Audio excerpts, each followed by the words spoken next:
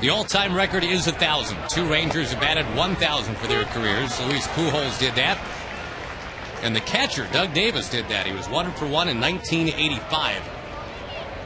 Got one at bat in a blowout when Pudge Rodriguez was taken out of a game. He had kind of a weird career. He was 0 for 12 with the Angels in '88.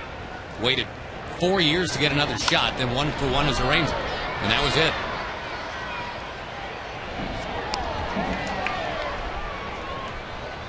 Cahill has a good fastball, lower 90s, upper 80s. Good movement on it, though. He gets a lot of movement, a lot of sinking action. Should get a lot of ground balls. Mentioned that he's walked a few too many, 5th most walks in the American League. Hasn't had a lot of strikeouts either. Strikeout to walk ratio is low, but you have to keep in mind that he's only 21 years old, too. Home runs were not a problem for him in the minor leagues. He only gave up 8 in 230 innings. Herman's going to float one to right field. He is now 3 for 5 lifetime as a Ranger. Yeah, Cahill's allowed total now 23 home runs, and in his last 8 starts, he's given up 13. Number 10, Michael Young. But that is weird because he did not have that issue at all in the minors. And I think as time goes on, if he develops into the kind of pitcher that the A's anticipate, he won't be a guy prone to giving up home runs. I think as he matures, gets more experience, he'll be able to keep the sinker more consistently down in the strike zone. And that will lead to fewer home runs. Well, but at least right now, today, he faces a team that's hit the most home runs in the majors. There's a good sinker. Michael Young is out. Well, the Rangers had the 2 home runs from David Murphy, as we mentioned yesterday, but the A's trumped Murphy. They hit 4 home runs in that game. 3 of them off Vicente Padilla, and the Rangers ended up losing 7-5.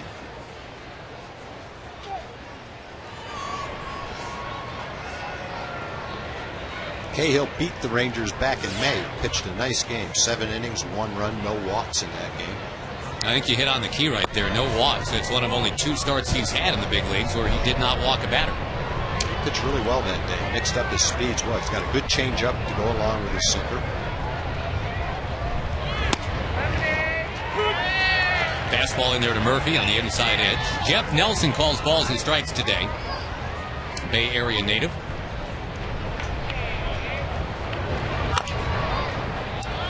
This Bay Area has not been kind to the Rangers. They got swept in San Francisco back in June. They are now 1-4 here in Oakland for the year. The Rangers are catching the A's at kind of their high point right now. Oakland's got their first 3-game win streak going since June.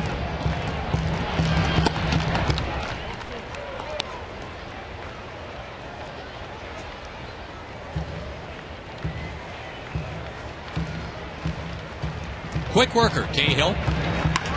Murphy zaps it into right, a base hit. Left that one up. He waited just long enough on that changeup. He was out in front of the one that he threw before it, but kept his hands back and hit that one hard. Batting in the 4th position, number 25, Andrew Jones. Murphy getting close to a .280 batting average again now. We mentioned a couple of home runs yesterday, but as we've learned this year, it's not all rainbows and lollipops for the Texas Rangers. It's been a fun season. They're 12 games over 500, but they're in one of those ruts right now. The good news is, as we talked about in the pregame show, Tag, they have showed this incredible ability to come back from the ruts, not just with a little bit of a bounce back, but usually with a big-time bounce back, like winning 10 out of 12. Well, it would be a great time to come right back from losing the first 3 here and doing something just like that. Mainly because the next 3 games are in Anaheim, and they'll be big games for the Rangers.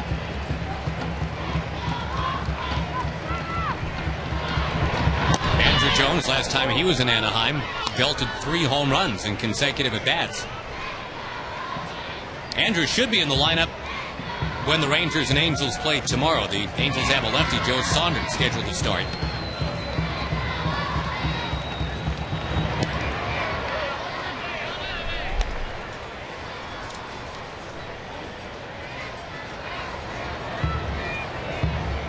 The Angels are winning their game today. We'll keep you posted throughout the afternoon, but the White Sox aren't exactly helping early on. Jones rams it to left field. That is foul.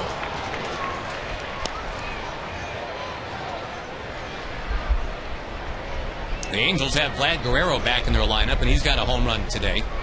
There's the updated score, 7-4.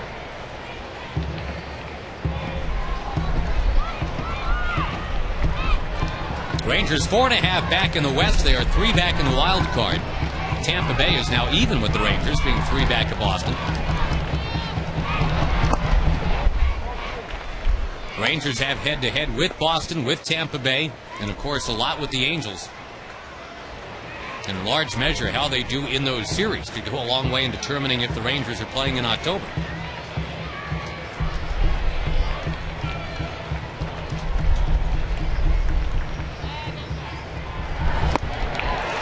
Cahill, as we mentioned, not known as being a strikeout pitcher, but he does strike out Andrew Jones.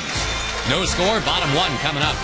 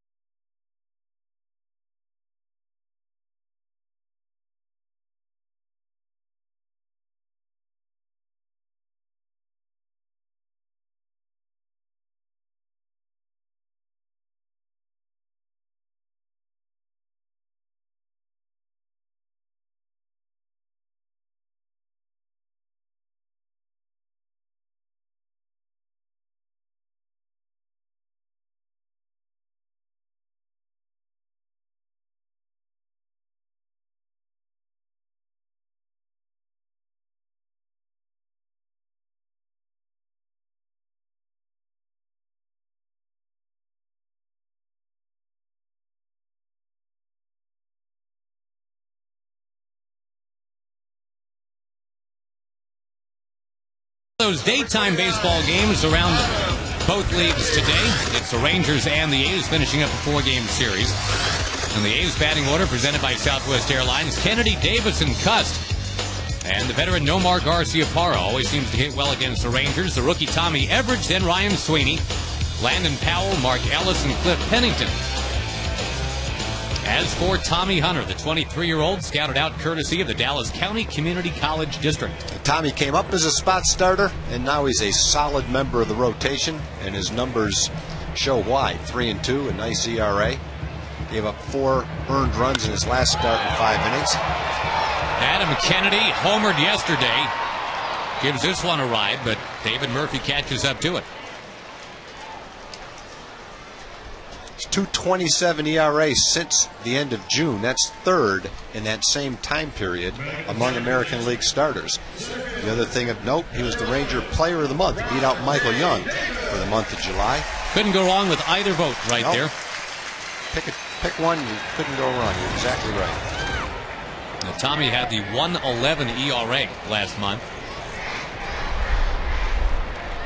I think Michael's probably won that a few times. Yeah, got to spread the wealth, right? Yep. If Tommy pitches well today, the Rangers have a chance to get back to a 7-man bullpen when they get to Anaheim, something I think Ron Washington would like to see. Towards right, but moving in is Josh Hamilton. He will deny Rajay Davis. The Rangers have, well, for example, Julio Borbon, Brandon Boggs, Greg Dolson, all guys that could jump over and join the team in Anaheim. The Rangers essentially have a 2-man bench right now. Nelly Cruz is still hobbled. Hopes to be able to pinch hit by tomorrow in Anaheim. Doesn't think he can actually run around in the outfield quite yet. But it doesn't look like The disabled list is in the offing here for Nelly, which is good because Ian Kinsler's already on it. The Rangers have their 2 right-handed power bats unavailable.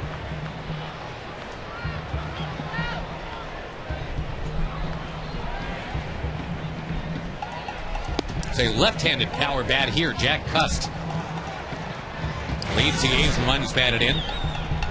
Second in the league, though, in strikeouts. The Rangers have gotten him 6 times in 3 games in this series.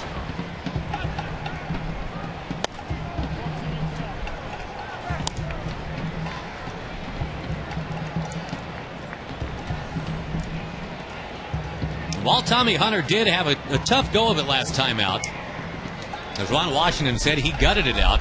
He gave me 5 innings, and I think Wash appreciated that.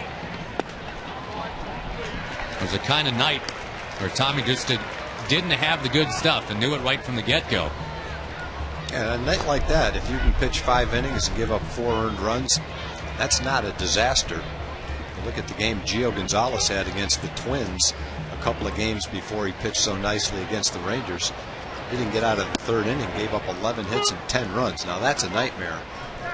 Tommy's game wasn't up there with the other games that he pitched. And even though he didn't have his good fastball, 4 earned runs in 5 innings, that's not a disaster. Cust will lift one foul in his usual 3-2 count. Well, there is the Geico quote from Ron Washington. He acknowledges the rocky start, but he battled. I think that's the key short sentence right there.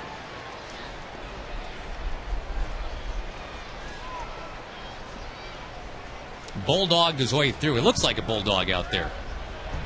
A lot more than Oral Hershiser looked like an actual bulldog.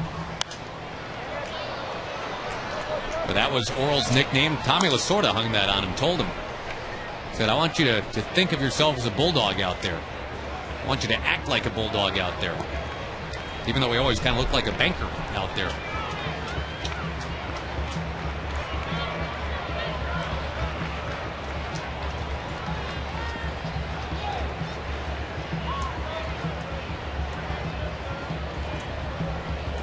Payoff pitch to Cust. A little bit in.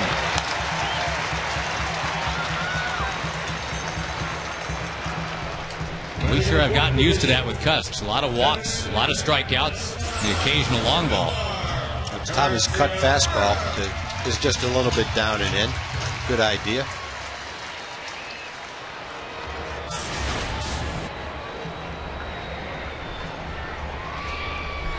Now the Nomar Ballet begins. Nomar Garciaparra, the most fidgety hitter in baseball.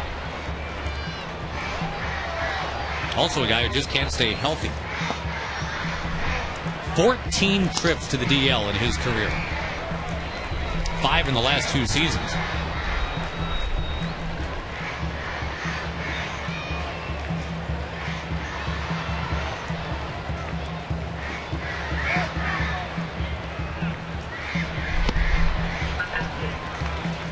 Changeup up too high, and Garciaparra does his thing, the adjusting of the gloves. The toe taps will follow here in just a moment.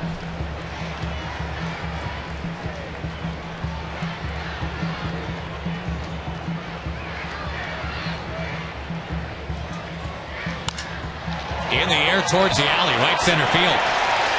And the toe taps will continue all the way around the bases here. Cust is being waved. Esteban Herman loads and fires to the plate. It gets away. And down to third is Nomar Garciaparra.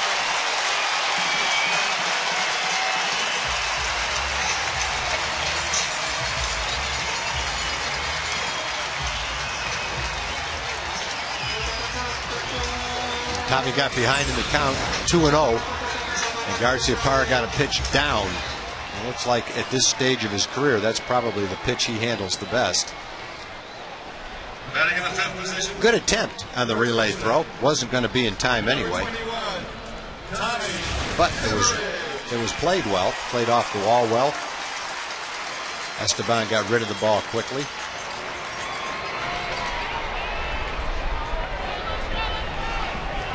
So a runner at third and a run in. Tommy Everidge has been pushed up to 5th in the batting order by Bob Guerin today.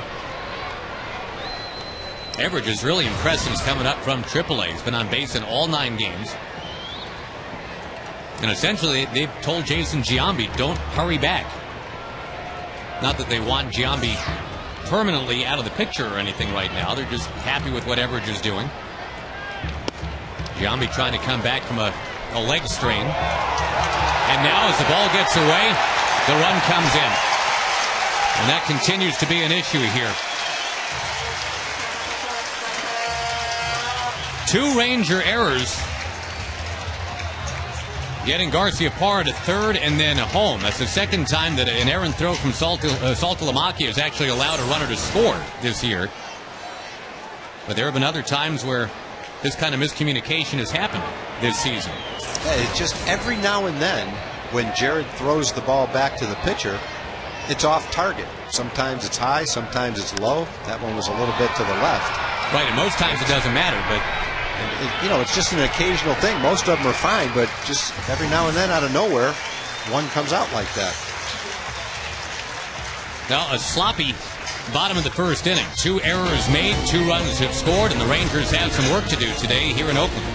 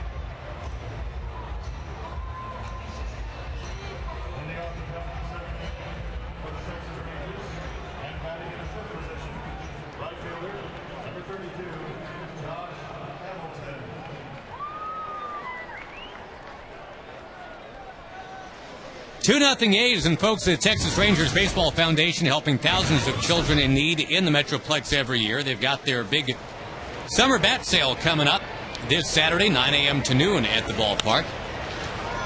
Josh Hamilton will send one up in the air as we open things up in the top of the second. TexasRangers.com/membership, by the way, to get more information about how you can join in on the Rangers Foundation, be part of that family. If you want a good deal on a used bat, 9 a.m. at the Majestic Grand Slam gift shop this Saturday.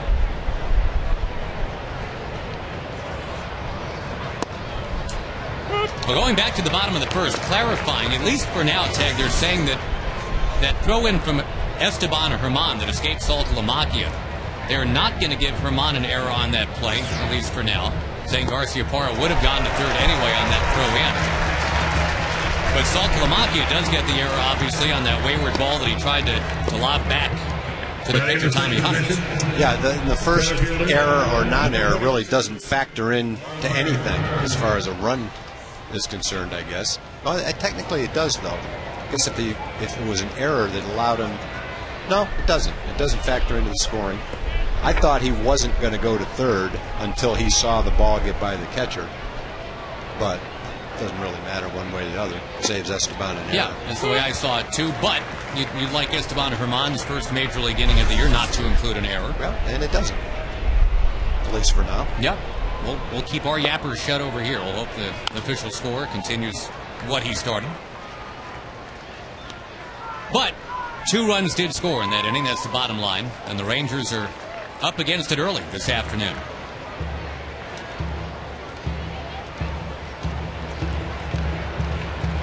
if the throw came in and it was handled by Saltalamacchia and he didn't go to third, then Jared's errant throw wouldn't have resulted in a run. I guess that is one way to look at it, but as far as whether it was an error or not, doesn't really matter. Strikeout and a ground out to start the second inning. So again, the Rangers are about a week away from having Ian Kinsler back. They're really hoping not to have to put Nelly Cruz on the DL retroactively. Again, Nelly is talking positively about his chances to maybe get an at-bat or two in Anaheim. He ran around a bit on the field today before the game, and I don't think it went great in that regard for Nelson, but just kind of a wait-and-see kind of deal right now. And the Rangers certainly have other guys in the lineup who can pick up the power slack, like that guy. Blaylock annihilates one to right field. The Rangers on the board. Well, that wasn't a bad pitch either. That looked like a hard breaking ball down and in. Hank golfed that thing about 430 feet. Wow. Number 21 for Hank. And probably just in time, too. He's been 2 for his last 23. Rangers getting set to play the Angels in that big weekend series, and that's a nice jump start for Hank Blaylock. That pitch is down and in, right on the inside corner at the lower part of the strike zone. Just a nice swing and a long home run. A lot of hang time to that one. Well, the Rangers, again, leading the majors in home runs and facing a guy in Cahill who has now set an Oakland rookie record for most home runs given up in a single season. Taylor Teagarden will pinch hit for Saltalamacchia. And no idea what to make of that, quite honestly. We'll wait and get some word from the Rangers when they have it. I don't know if Salty's not feeling well, or well, it's tough to draw any conclusions because of the throw that went bad. But maybe he's got some kind of a shoulder problem. It doesn't look like he's not feeling well. He's talking about that throwing motion with Ron Washington. It is Teagarden in for Salty starting right now.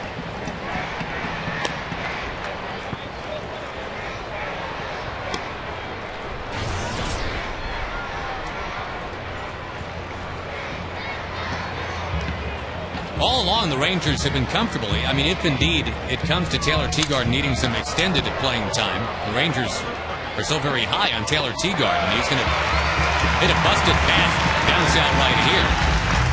The Rangers do get one run back on the Blaylock bomb. A 2-1 Oakland lead as we go to the bottom of inning 2. You guys are ready to go for the highlight. You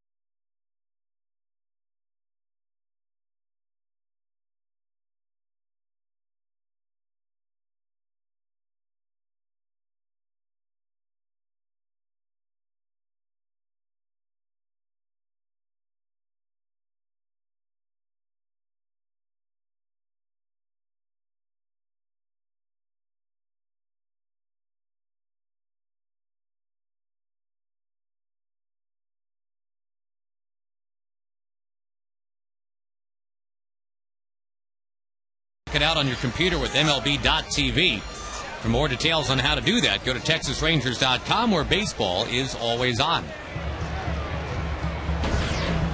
Taylor Teagarden stays in the game, obviously.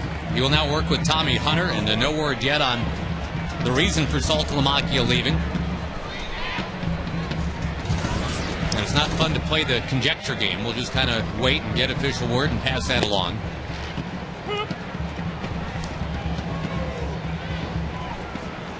Rangers having a tough time staying healthy lately.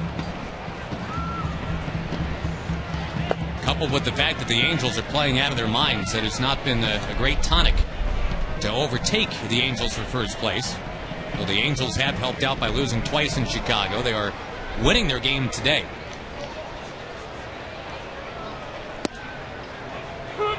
In for a strike to Sweeney.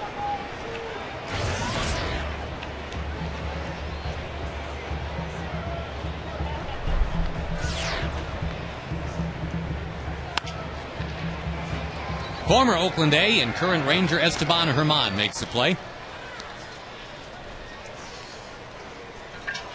Number 6 was worn last year by a Herman as well. That was Herman Duran, who is now latched on with the Astros organization after getting his release from the Rangers, a Fort Worth native.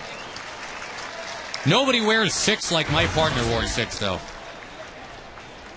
That is very debatable. Number 6 overall pick in the draft in '66. But that's just coincidence, right, that you wore 6 for the Rangers? Yeah, I pretty much was glad to have the uniform, and whichever one they gave me, I was going to take. That's the one Joe Macco gave me, and I was very happy to have it. Here's a battle of the 35s here. A Hunter against Landon Powell. Powell is from Josh Hamilton's hometown of Apex, North Carolina. Hamilton obviously has ascended to a higher apex at this point. The home run derby and all that last year, leading the league in runs batted in. Josh has certainly heard the talk that the Rangers need that big bat in the lineup, and I think he knows that as a guy that drove in 130 last year, he's a great candidate to be that big bat. Landon Powell sends one up into the air. Of course, Josh has had a tough time staying healthy this year, but he is 100 runs batted in away on the button right now from where he ended 2008. A big push down the stretch. And the return to Ian Kinsler. And obviously, hopefully, a return to Nelly Cruz very quickly. All those things can conspire to get the Rangers some runs.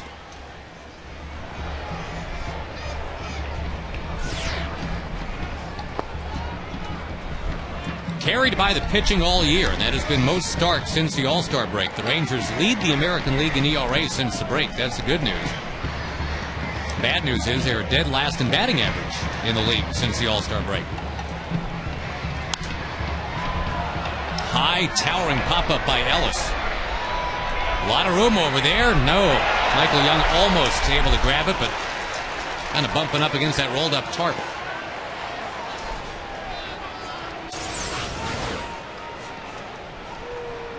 I always wonder about that. In that it never rains in Northern California in August, why is the tarp rolled out right there?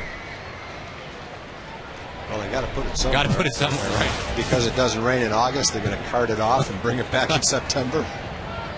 There's no storage anywhere else? Well, it must go somewhere during football. Yeah. Cowboys will be on this field. Move the stands around. Maybe they just roll it back a little bit for football. 1 week from tonight, the Cowboys play on this field against the hated Raiders. Vizquel takes care of Ellis. And Tommy Hunter takes care of Oakland in the bottom of the second inning. The Rangers are trailing 2-1. We're back after this.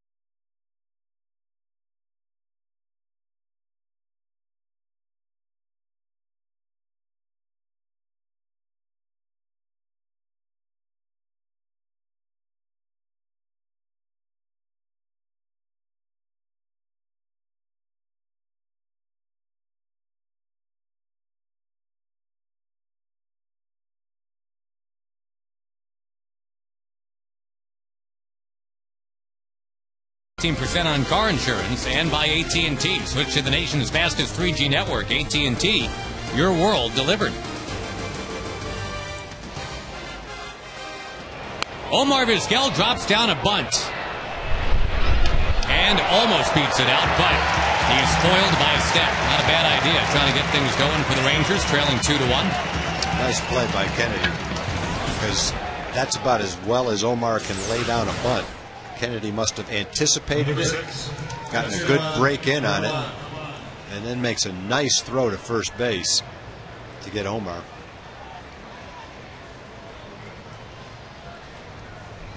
How do you like Omar's ride, by the way? That emerald green 69. What was that? Was it a Corvette? No, a Camaro. A Camaro. Yeah, that's a beauty. From his time spent here in San Francisco, he kept it in the area. He's been tooling around in that here for a few days.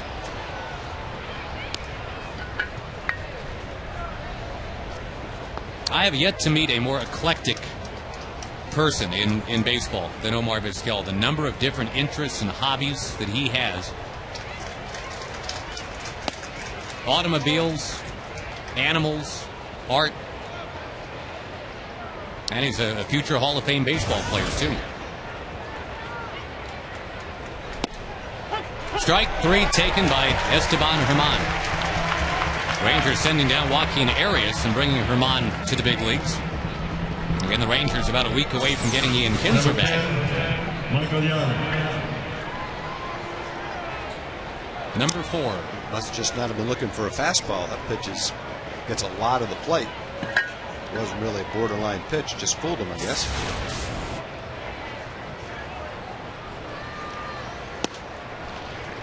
Strike 1 to Michael Young on the outside edge. Michael's been the Rangers' most consistent hitter since the All-Star break. In fact, he's best in the American League since the All-Star break, hitting better than 400.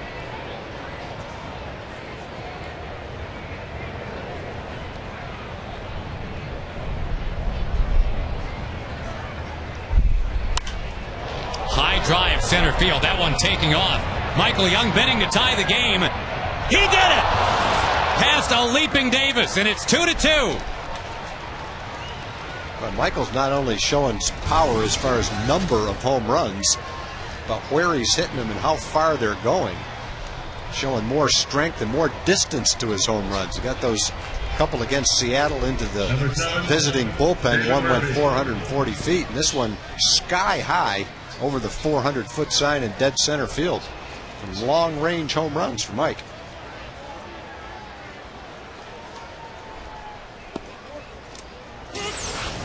Now playing a traditional power position now, third base. He's got the A-Rod / Evan Longoria kind of slugging percentage going right now. Back live, David Murphy hits one in the air. It is foul to the left side as we check out the Michael Young homer.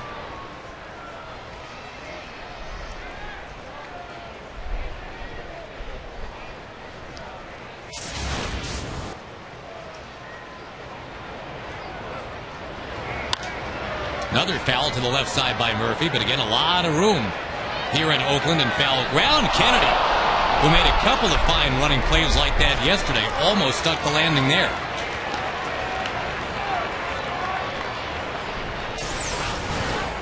Go a long way with his back to the plate trying to track that ball down.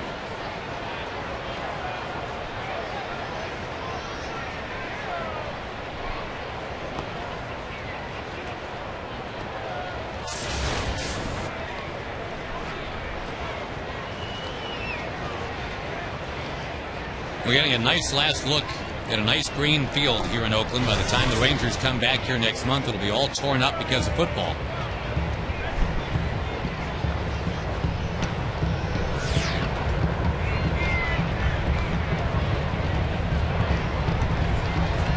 Bounced in there to Murphy, and the count 1-2. The Raiders owner Al Davis had that upper deck put on out there in center field. And now they don't even use that for baseball anymore. They got a big tarp on it because they can't sell tickets out there anyway. Used to be that there was a great view from our perch behind home plate of the Oakland Hills out there beyond what is now called Mount Davis. That extra deck that kind of obscures everybody's view.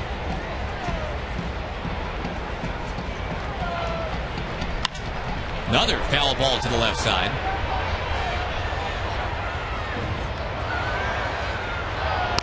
Nice crowd here today for Root Beer Float Day in Oakland. The A's players were given ice cream scoops, ladles, or whatever they're called.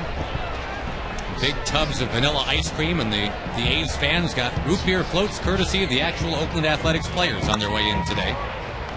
Word on Jared is he left the game with soreness in his right shoulder. Again, Saltalamacchia lifted from the game right before he was going to bat in that top of the second. Yes, he did, says Bob Davidson. David Murphy down on strike. So that's the news on Saltalamacchia. Got some developing news on Michael Young. He's headed towards a career high in home runs hit. His 18th this year has knotted the game 2-2.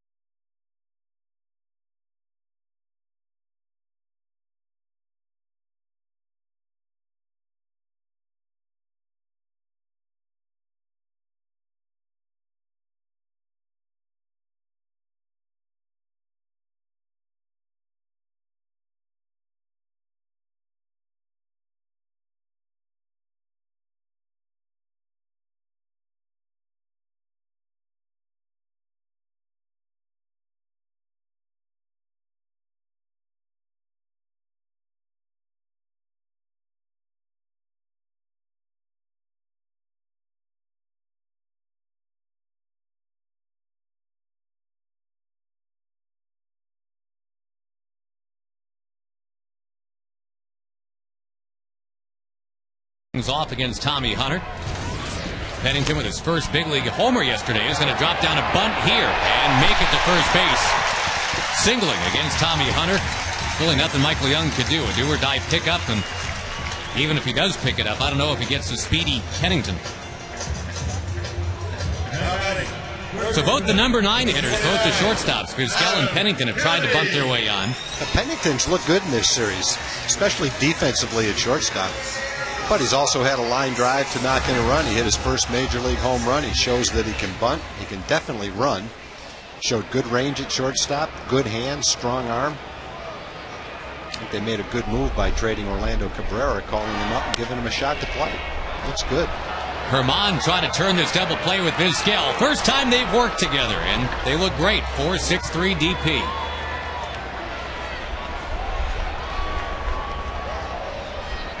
Omar Vizquel has played more games at shortstop than any active major leaguer. He's got the best fielding percentage of any shortstop ever, with 1,000 games played or more.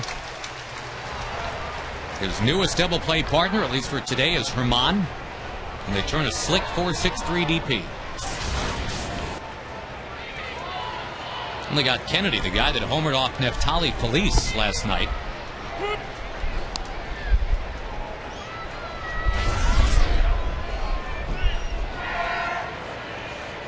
Rajay Davis, the batter. Did he hold up? Yeah, he held up. He might have held up. I don't know how he did, though. His whole body lurched forward. The forearms were kept honest, though. Yeah. Pretty good job at checking his swing the way he started it. Tried to check again. It's a strike. Let's see if he did check it on that one previous. Yeah, I think he did. Good call by the umpires. Davis helps him out. Thank you, Rajay. Into right field. Yeah, and Josh Hamilton still going back on it. Over the shoulder, runs it down at the State Farm sign. Well, that ball carried pretty well. Well, the Rangers have already hit a couple that have carried right out of the yard. It's a 2-2 game, and the Rangers coming up when we come back.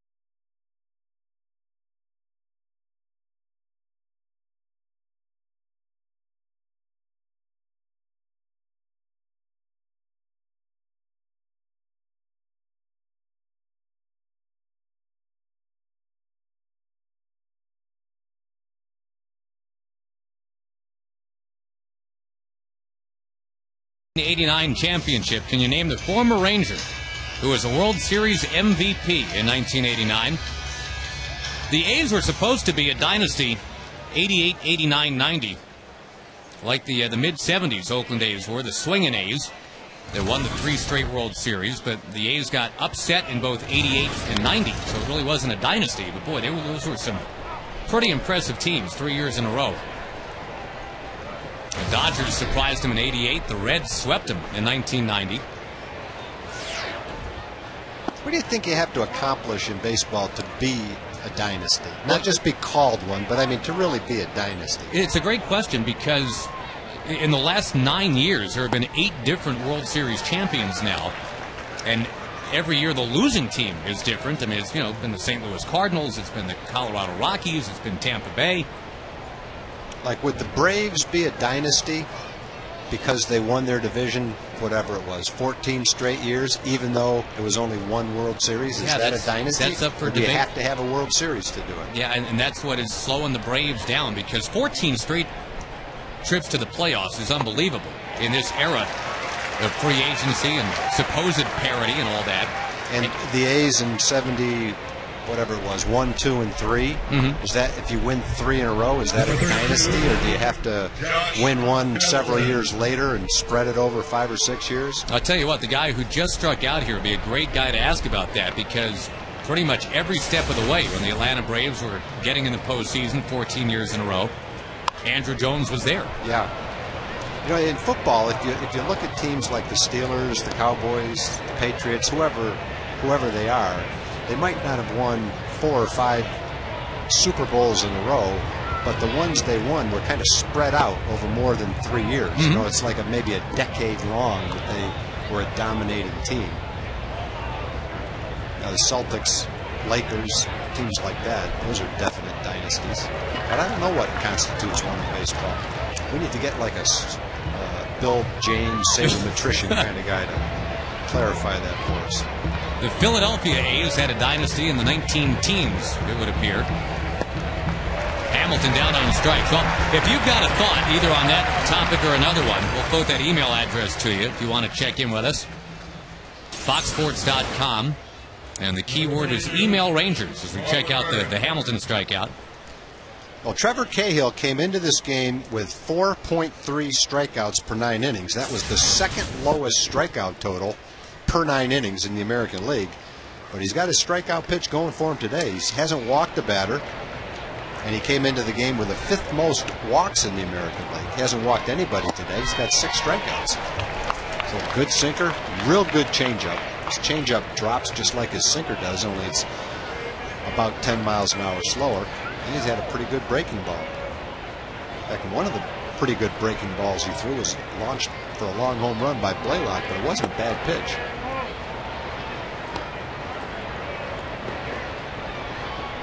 Been a very impressive outing so far for Cahill, if you can, and you can't, take away the 2 home run pitches. I'd like to give him 2 more, actually. Well, how about there's one? Take that one away, and it's impressive. Marlon Byrd has an 8-game hitting streak now, and it's 14 out of 15 games for Marlon. So, again, there are Rangers that are swinging the bats well, but it's just trying to get everything connected right now. I mean, Murphy, for example, had the 2 home runs yesterday, but the Rangers have just had so few innings over the last few months where they keep that conveyor belt moving. 6 guys in a row get on, or 7 out of 8. Boy, look where the shortstop was playing Blaylock. Pennington was right there to grab it and go to the bag, so that 2-out single fails to blossom. Bottom of the 4th coming up. We're tied 2-2.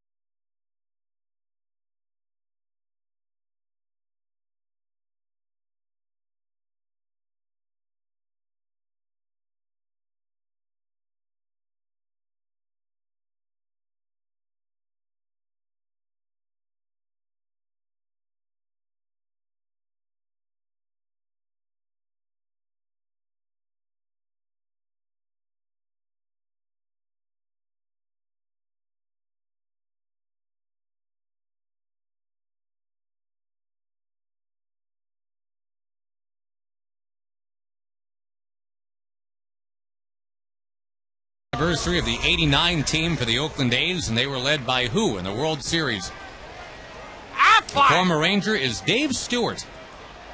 Won a couple of those games in '89, that Bay Bridge World Series. Interrupted, of course, by that major earthquake. Tommy Hunter to Jack Cuss. Tommy Hunter was only 3 years old when that was going on. And already, Tom, we're getting a bunch of opinions, courtesy of our email at foxsports.com. Dynasty opinions? Dynasty opinions about, what it does take to be called a dynasty in baseball. Competitive balance is such. We were talking about this last inning. There have been 7 different teams, none of which are the Yankees, who have won the last 8 World Series now. The last 30 years, 20 different franchises have won a baseball title. In that same time span, only 14 different NFL teams. There have been only 9 different NBA champions during that time. So baseball tends to spread it out a little bit. Tougher to have a dynasty for whatever reason. But here's a vote that comes in from Ranger fan. Why did I lose the name here? Hang on. Ranger fan Sam says, dominate for a decade. Yeah, I agree with that. To me, like the Red Sox have won a couple of World Series, and if they were to win one a couple of years from now and follow it up with one a couple of years after that to spread 4 of them over a 10-year period, I think you have to look at that as a dynasty. Ranger fan Brooks says, be very competitive with at least 3 World Series titles over an 8 to 10-year period. I like that. I agree with that. Kind of see it that way. Thoughtful responses. Well, here's the other little, I guess, nugget about baseball. The past 28 World Series now have been played in 24 different major league cities. Seattle is out. Washington, D.C. is out. Arlington is out. Every other city with a major league team has seen a World Series game in its boundaries at least once in the last quarter century. Jack cuts down on strikes. Good changeup right there, Tommy. I think the biggest fear when you go back to the advent of free agency was that there would be no competitive balance, that the richest teams would dominate. And right now there's a huge difference between the teams that spend the most and the teams that spend the least. So that disparity is probably much greater now than it ever has been. Yet, as you just detailed, the competitive balance has never been better. So that fear has certainly not come to pass, that the richest teams would be the ones that dominate. I think more often than not, the teams that have the most money to spend are the most competitive teams over 162 games. Majority of them are, anyway. Well, this year, anyway, Tag, if the playoffs were to start right now, the top, 7 payrolls in baseball would all be, well, except for the Mets. Everybody except the Mets would be in the playoffs. So 7 out of 8 top payrolls. It's tough to argue that the teams that spend the most aren't the most competitive over 162 games. They should be, anyway. The majority of them. Now, obviously, there's exceptions. But after that, then I think happenstance becomes a little bit more of a factor. Over 162 games, luck does not enter into it. Unless you want to say that 2 teams tie and there's a 1-game playoff, luck could be involved in that 1-game playoff. Average with a foul. Over 162 games, the teams that are the best are the teams that go to the postseason. But in a postseason, in short series like that, when it's not the same as 162 games because of the off days and the way that you use your starting pitching, you never see your 5th starter. So you might see the 4th starter. It's just a different kind of baseball, and strange things can happen. Hunter strikes out Everidge and appears to be in a groove right now. He's set down 5 straight. Breaking ball freezing Tommy Everidge to keep it 2-2 today at the end of 4th.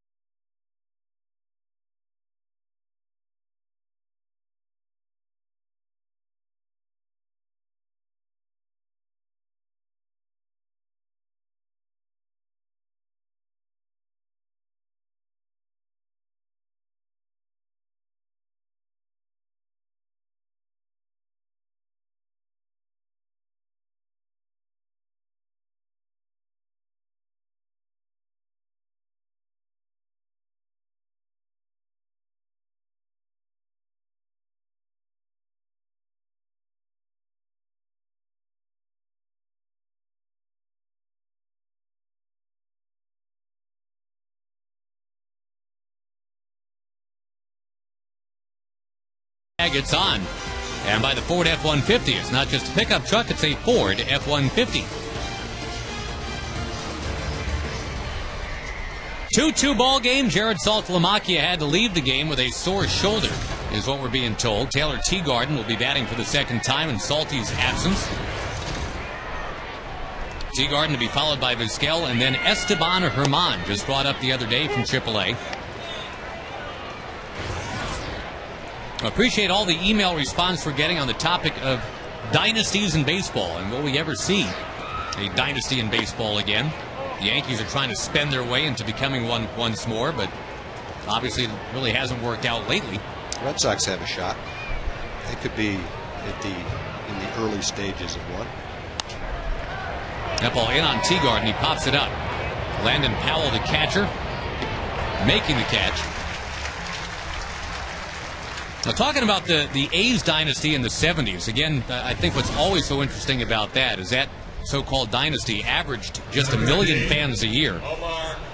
And, of course, Charlie Finley, noted for being quite frugal, the owner. At one point during that dynasty, Charlie Finley had 6 front office employees, including himself.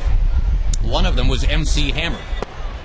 For reals, he was one of the clubhouse attendants, and Finley, in lieu of paying young MC Hammer, simply told him he could be a vice president.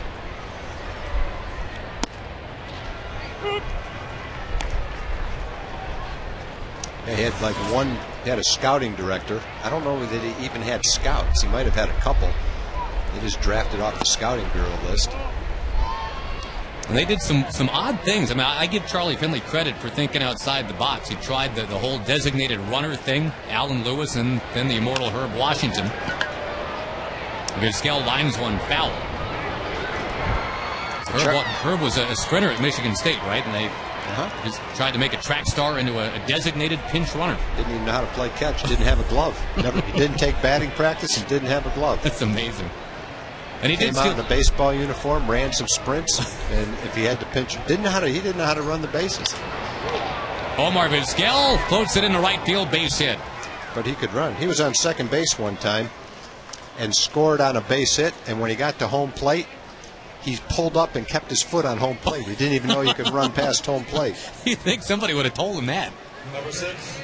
Folks, you can bring the whole family to see the Rangers play on Free Kid Tuesdays. Kids 13 and under get in free for the game Tuesday, August 18th against Minnesota. One free child's ticket available with every full-price adult ticket purchased. Some restrictions do apply. Sponsored by Lone Star 92.5. On the ground is short. Pennington to second for one. Got it there in time. Esteban Herman takes over as the base runner. He's 0 for 3 in his Ranger 09 debut.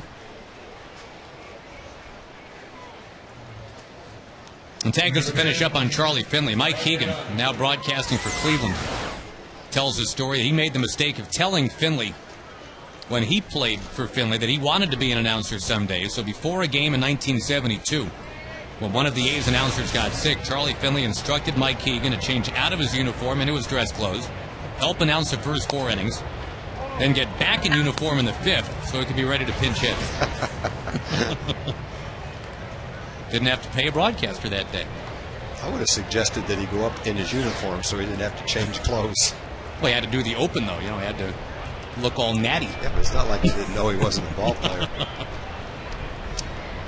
Charlie was way ahead of his time, there's no doubt. He got out of baseball basically because of salary arbitration. He told the rest of the owners, the dumbest move that you've ever agreed to is the current system of salary arbitration. Herman down to second. He's in there and better get back. He does get back to the base. Not the same system now as it was back then. It's been altered a little bit, but he was way more worried about salary arbitration than he was free agency. He was right, too, wasn't he? It seems to be. See Michael Young taking that pitch, and as soon as it hit the dirt, Herman was off and running. Overslid.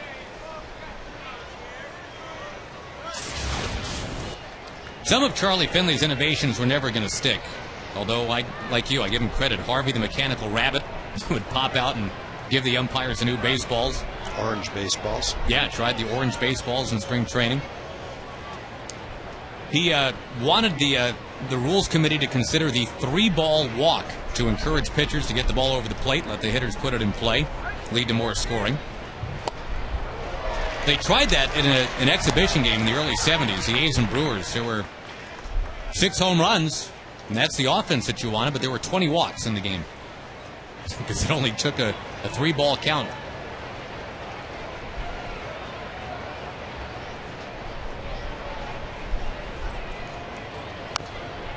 Young slaps at it, 2-2. Michael homered to center field in the 3rd inning, running his hitting streak now to 13 games.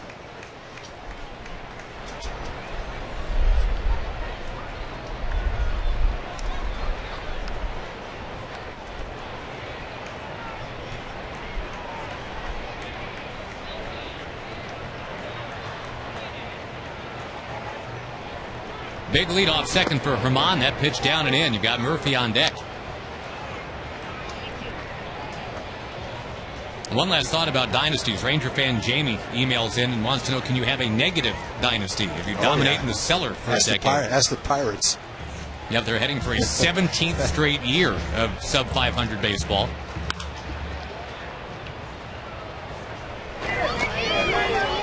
We're heading down to Southern California after the game. If there was such a thing as Clipper fans out of the NBA, they might say they're on kind of a negative dynasty roll right now.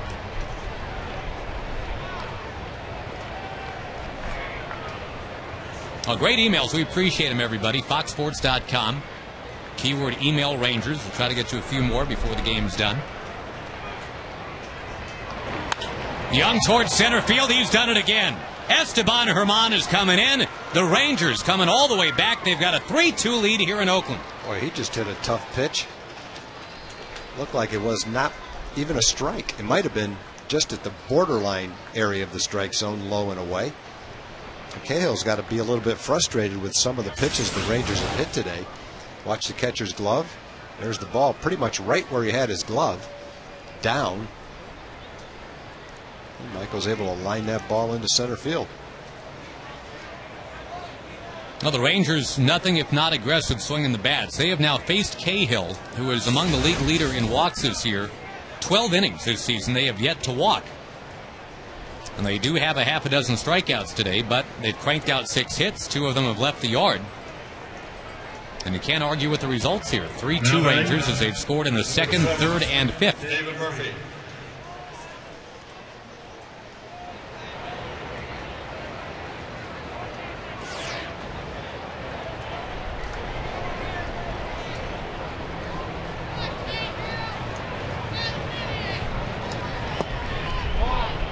I'm going to put in the call for Murphy. Need to even the call game standings here. Homer to right and a homer to left for Murphy yesterday.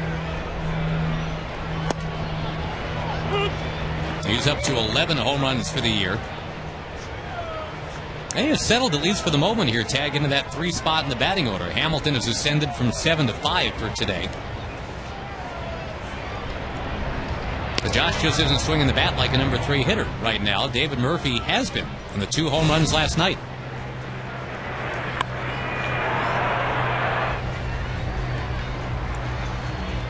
That hit as far to the right on the foul pole as you could hit one.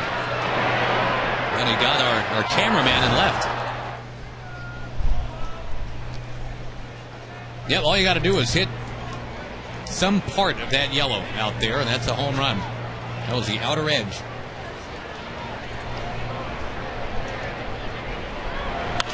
Ground ball instead of a fly ball. Great play by Everett. He'll flip to Cahill covering. Dynamite play to end the inning. However, the Rangers take the lead. A Michael Young, a 2-out hit. And the Rangers on top 3-2.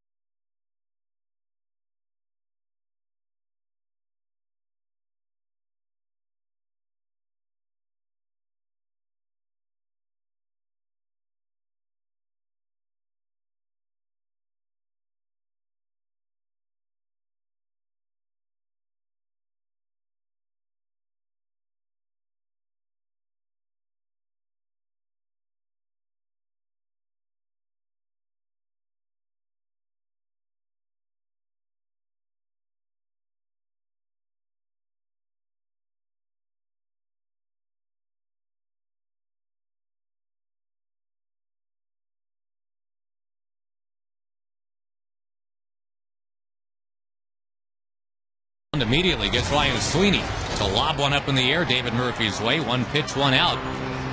And since Cliff Pennington bunted his way on to start the third, Tommy Hunter's been rolling right through it. Rangers coming home in a little more than a week. They'll take on the Red Sox next weekend, and then the Twins come in August 17th through 20th. Wednesday the 19th, a $1 hot dog Wednesday and a Dr. Pepper autograph Wednesday. Call right now for your tickets, 972-RANGERS. Or you can always go online to get your seats as well, TexasRangers.com.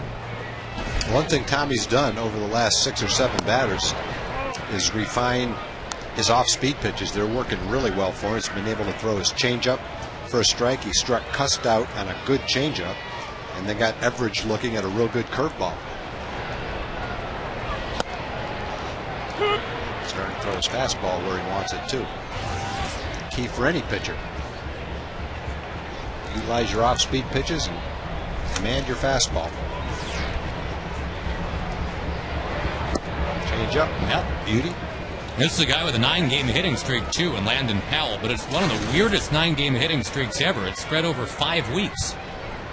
This guy hasn't started a game in 8 days. I think it's harder to do that than do it over 9 straight days. Kurt Suzuki is pretty much their everyday catcher. Down goes Landon Powell. Tommy Hunter continue to groove here in the 5th inning. He's really throwing his curveball and his changeup effectively, using it for throwing it for strikes. This is a changeup right here for strike 3. Right on the lower inner part of the strike zone. Nice pitching. Didn't have a strikeout until the 4th inning. Now he's got 3 out of the last 5 hitters.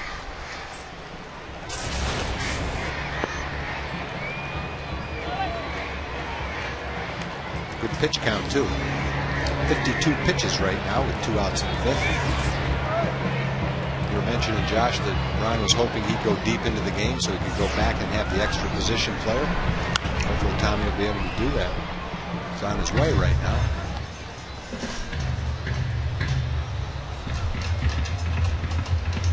Another hot Oakland hitter here, Mark Ellis, with a 10-game hitting streak. His career high is 11.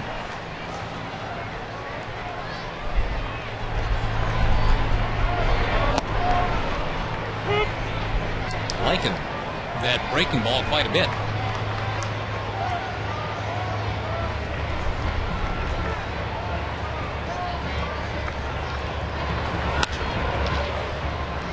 Now the Rangers, right after this game, head down to Anaheim. Scott Feldman against Joe Saunders tomorrow. Kevin Millwood finally getting back at it Saturday. That'll be the nationally televised game, and he's matched up against Jared Weaver. Sunday, Derek Holland against John Lackey. And the Rangers so far this year, Tag, have won 7 of 9 against the Angels. That's why they are within 4.5 of the Angels. Imagine if the Rangers didn't have that kind of success head-to-head. Yeah, how about the Red Sox and the Yankees? Red Sox are down 2.5 to the Yankees. They've beat them 8 straight times. Ellis, another foul ball. Rangers have another trip to New York, and the Red Sox come to Arlington one more time. Again, that's only 8 days from now. Your last chance to see the Red Sox. Maybe until October.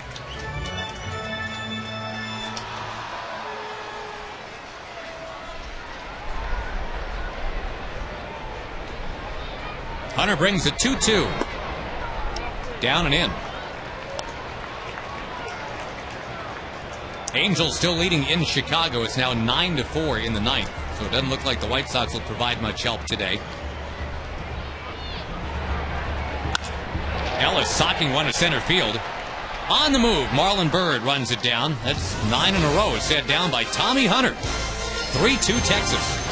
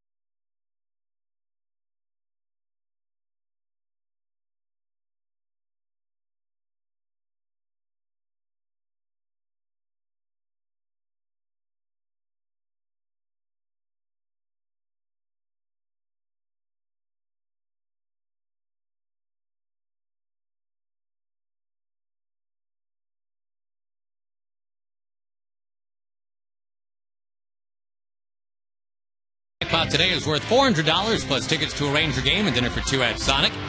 Good luck to Gerald Baxley from Lowry Crossing out McKinney Way in the Metroplex. If the Ranger hits a grand slam this inning, we're giving away $25,000. 64 degrees and crisp and sunny, and the Rangers leading and trying to add to that. Andrew Jones, who had struck out twice, is now going to double into the left field corner, opening up the sixth inning. And again, with Nelson Cruz out of the lineup, at least for another day or two, or who knows how long, Andrew getting an extended play opportunity, and he comes through right here.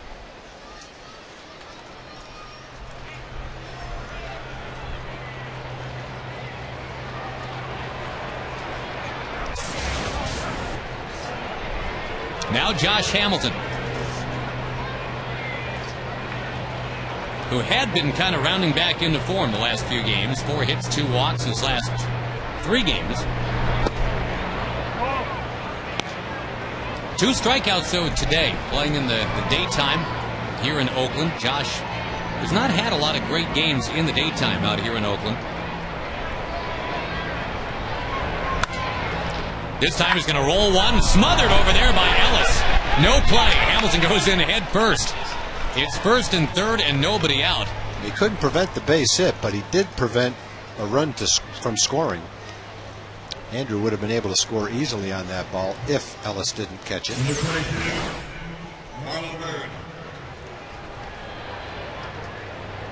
Josh has admitted that he's got a tough time seeing the ball real well here in day games in Oakland.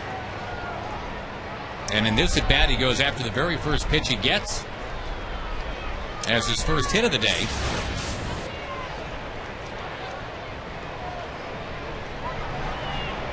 I'll see if Marlon Byrd can come through. No action yet in the Oakland bullpen. Cahill has thrown a lot more pitches than Tommy Hunter has. It's 84-59 right now.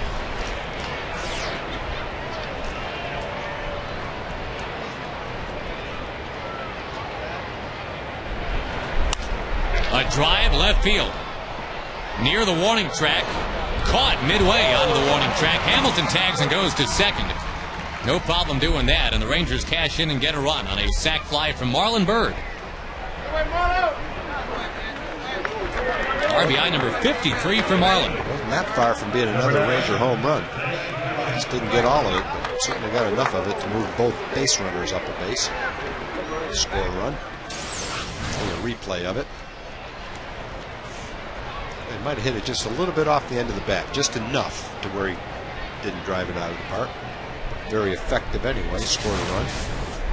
Kurt Young, the Oakland pitching coach, on his way out there. Well, Marlon continues to come through. Had a hit back in the 4th inning. We mentioned he's hit safely in 14 out of 15 games now. Kurt Young, the former Central Michigan University quarterback, out there still chatting it up.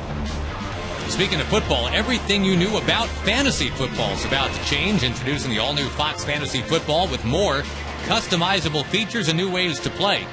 FoxSports.com on MSN. Join the next generation of fantasy football.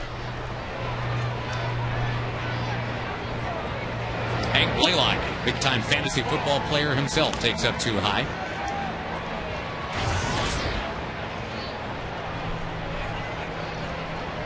The hammer with a home run today, number 21, back in the 2nd inning. Got the Rangers scoring started this afternoon. Going to ground that one to second base. Hamilton scoots to third, and we'll see if Taylor Teagarden can bring in one more Ranger run. Well, Taylor's hit over 300 with men in scoring position. Got hit the other night to drive in a run. Now batting, number 2, Taylor Teagarden. Sonic item of the month. Would you say that's pretty much going back to basics right there? Yeah, you don't get much more basic than the burger and the shake. It's a classic.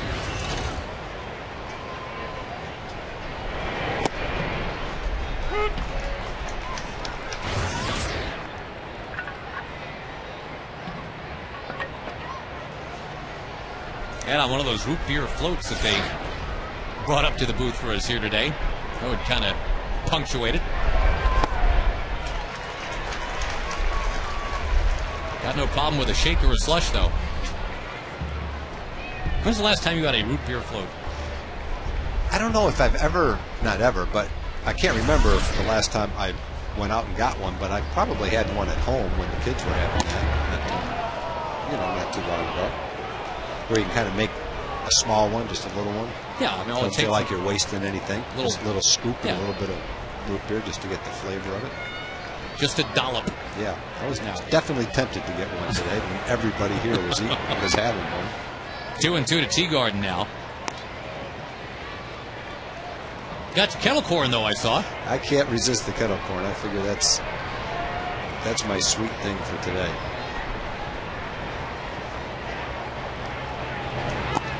Another one down and outside. Teagarden works that count full with Vizquel waiting on deck.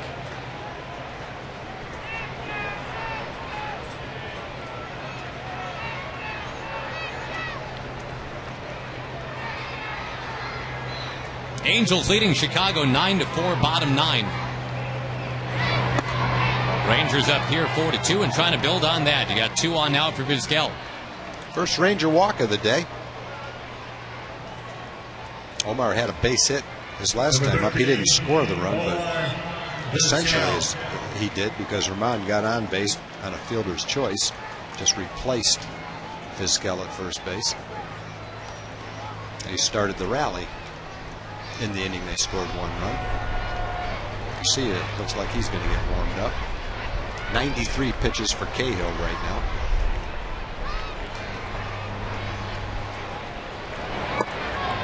Oakland's general manager, Billy Beane, has called it the law of attrition. He says you force the starting pitcher to throw as many pitches as possible, then get the less talented relievers into the game. That is always job 1. Go get that law of attrition working. Rangers is looking to do that with Cahill. Vizquel grounds out, but yeah, their starter now is at 95 pitches and not long for the afternoon. Tommy Hunter, meantime, blazing through it, leading 4-2.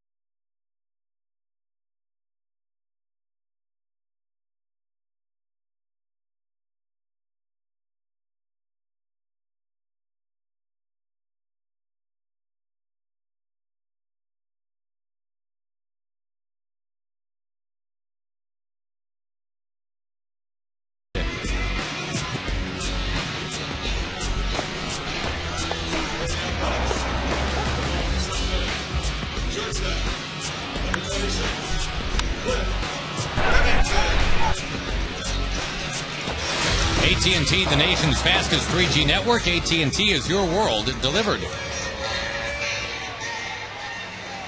Tommy Hunter, a 2-hitter right now. Into the bottom of the 6th inning. Nomar Garcia-Parra had an RBI double in the first. There was a throwing error on Saltalamacchia, allowing the run to score.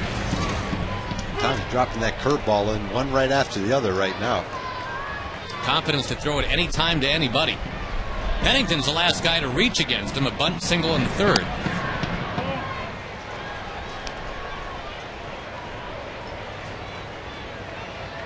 A 23-year-old Tommy Hunter. His 2009 debut was against this Oakland team back in May. Lasted 5 in the third in that one. Only the second start that Tommy's had away from Arlington this year. 6 of his first 7 were at home, where he settled in very comfortably. Tommy started the year at AA. He was with a 4.2 ERA at AA and AAA this year. Been 2.5 in the majors.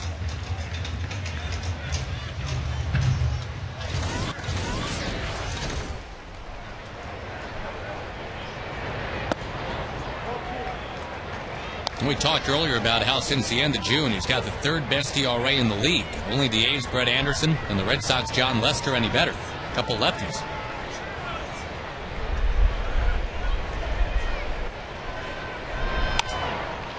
Pennington trying to dunk it into right. Hamilton slides and he makes the catch. It's the second sliding running catch he's made here in Oakland. He was just belly flopping into first base. Last half inning, too, and now another dive. Number 29, Adam Kennedy. So graceful for a guy that's 6'4", 240 pounds.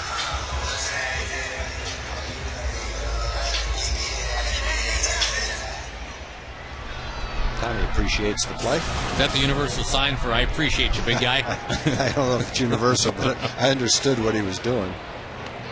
9 straight retired. I guess 10 if you count Kennedy's as 2 for the double play. Does an outfielder salute back to the pitcher as an acknowledgement? Yeah, you should, I guess you should technically tip your cap. No problem. It's like the private conversation between pitcher and outfielder. Thank you, don't mention it. Yeah, kind of.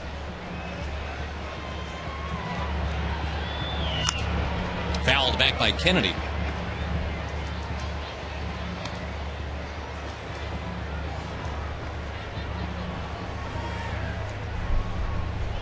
With all those great handshakes that Marlon Byrd comes up with, you'd think that, you know, that return volley would be a little bit more inventive from a guy like Marlon. It's kind of like the Yankee guys, the way they are saluted by the fans out in right field before every game. Every position player turns around and in some way acknowledges them. Some point, some tip their hat. Some are, but you're right. I mean, most of them are just very matter-of-fact about it. Kennedy a wave and a miss. It's not like that, who was that, Isaac from the Love Boat would give you that wink and, you know, kind of two-handed little gun maneuver there, but...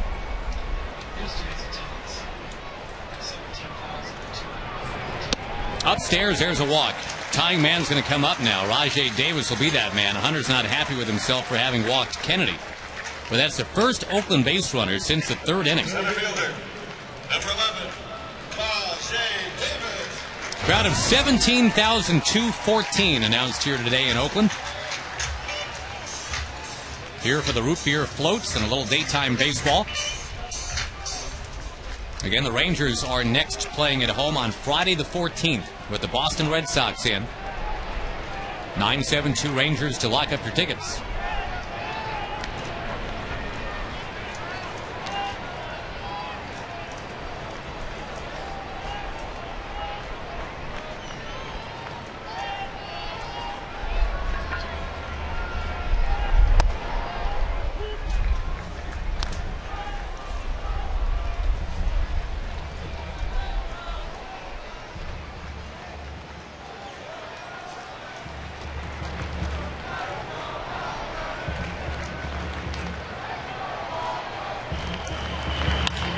Davis slapping at one. It's towards the alley and left center.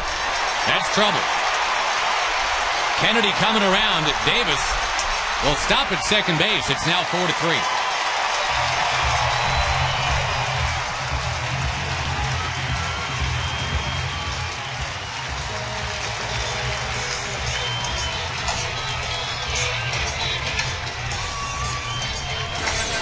Davis was the A's Player of the Month for July. And he gets a hanging curveball right there. Curveball's been a real good pitch for Tommy. That one just stayed up inside half of the plate. It was a pretty good pitch for Davis to take advantage of. He wants to throw that down and away, but pretty much got all the middle of the plate. Well, that's some speed right there, too. It's been on display all series from the former number 38th round draft pick of the Pirates. You draft speed and hope you can fashion it into all-around baseball talent sometimes. Davis didn't really develop on the Pirates' watch. Right fielder, number 32, Jack Cust. Gone final in Chicago. The Angels have won their game 9-5, and they are now preparing to come back to Anaheim and face the Rangers over the weekend. Mike Maddox had gone to the mound to talk to Hunter. And Tommy having to deal with Jack Cust, who's in a bit of an RBI drought of late, but he does lead the team. He's got 50.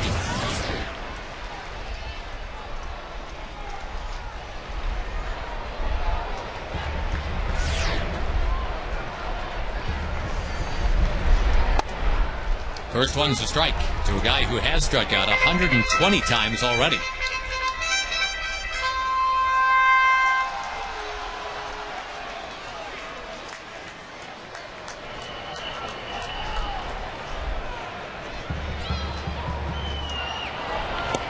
Oh, and 2. Struck Cust out on this same pitch his last time up. Change up. You go back-to-back with it, or do you go high cheese now on 0-2? Well, you could do either one. First pitch was a strike on a fastball, followed it up with a changeup. I think if you throw it 6 inches lower, throw him another changeup, you got a pretty good chance to get it. Or you a fastball on the inside edge. You go with a cutter on the inside corner. That one would work pretty well, too. Well, Tommy Hunter needing that one. You had that tying man at second base. Still is there right now, but now 2 out. Number 5, Nomar. Only problem is now with 2 out, Davis will be running on contact, and it won't take much to get him around and in the way he flies. Boy, perfect pitch right there.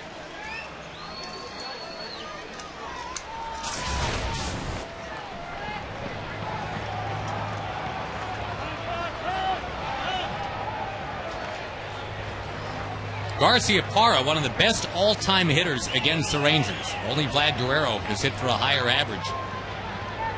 The Rangers have been in existence since 1972. This is one of the top 2 hitters of all time against him.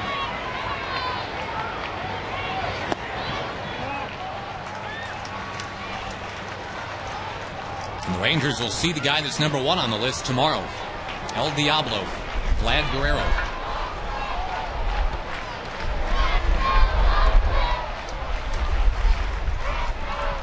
Davis jumping around off second. Hunter missing in.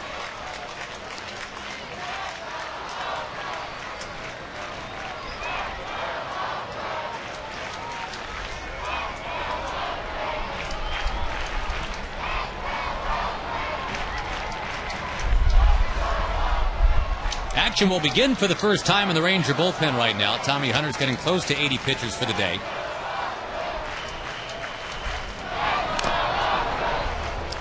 Trying to get what he could not get the first time he faced Oakland this year. That's the final out of the 6th inning. Departed after 5 2/3 in that one. Eddie Guardado preparing to get into his 901st career big league ballgame.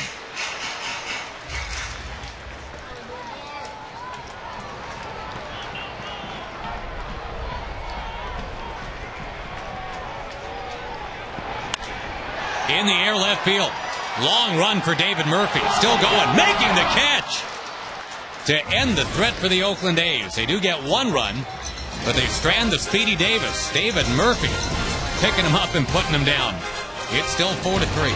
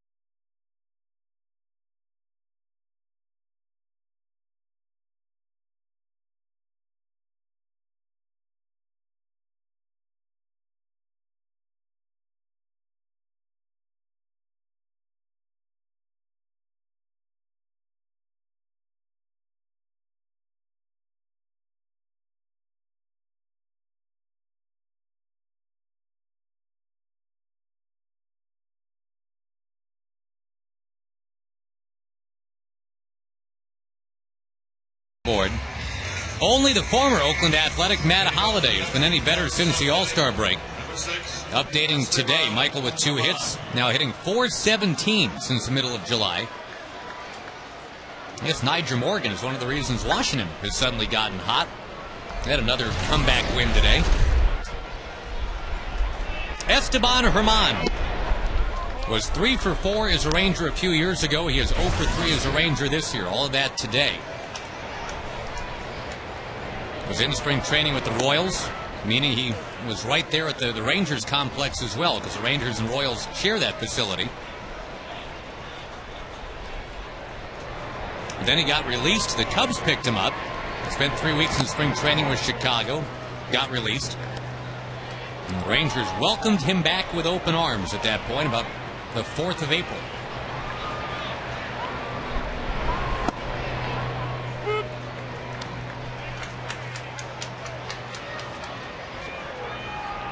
Joaquin Arias sent down, and Herman brought in.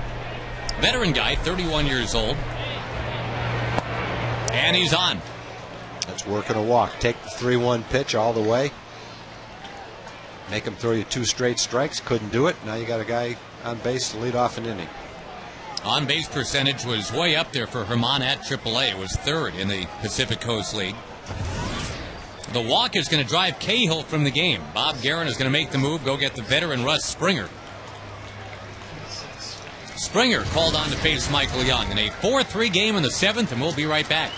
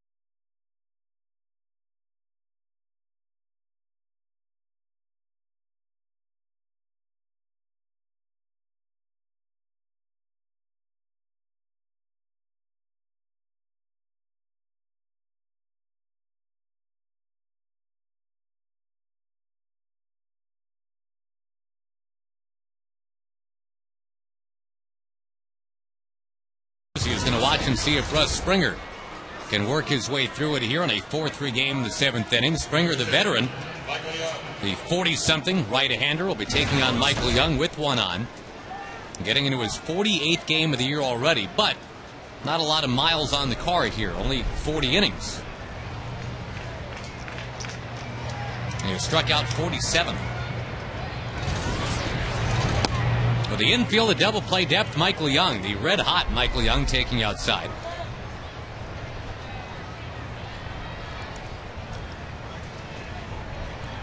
Michael has driven in 2 of the Rangers' 4 runs today, including his 18th home run of the year.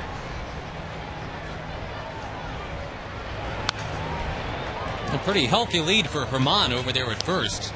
We mentioned he broke in as an Oakland Athletic years ago.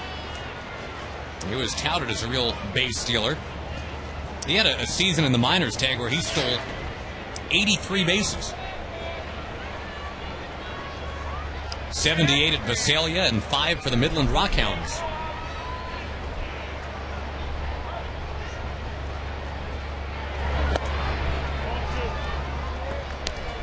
The other thing Herman always did, even when he was a real young player, is he walked, and that's back in the Moneyball era, Oakland A's. Herman, when he was 22, walked 102 times in A-ball.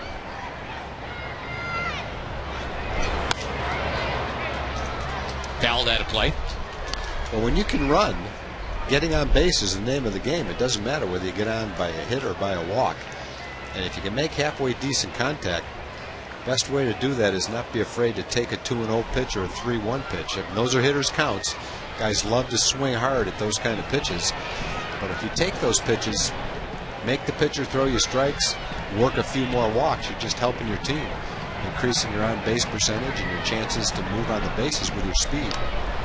It's a good attribute for a guy that can run to have. But Herman was in the Rangers organization in 05. He stole 45 bases, 2 as a Ranger, 43 in Oklahoma.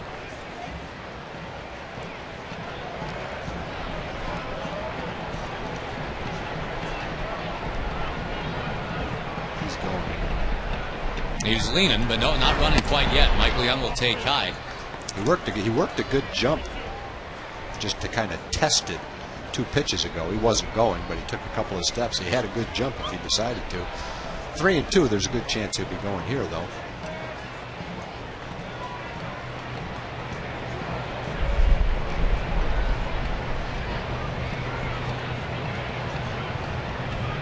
Again, has that lean. He is going, and Michael flares one foul one more time.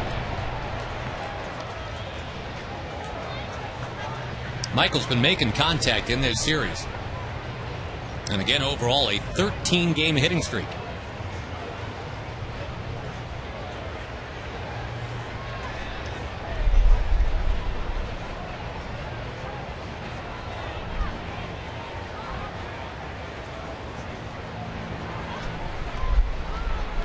Good lead for Herman again.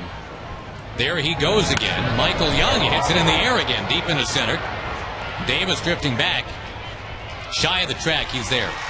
Well, that's too bad. Michael homered to center field back in the 3rd. Didn't quite get this one here in the 7th.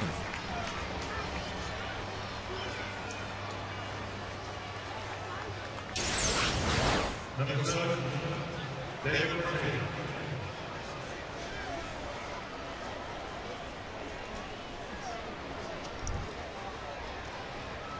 So Herman now, we'll see if they run with him with Murphy up. Well, you got that nice hole for a left-hand hitter for which to shoot. For the first baseman, Everett having a hold on Herman.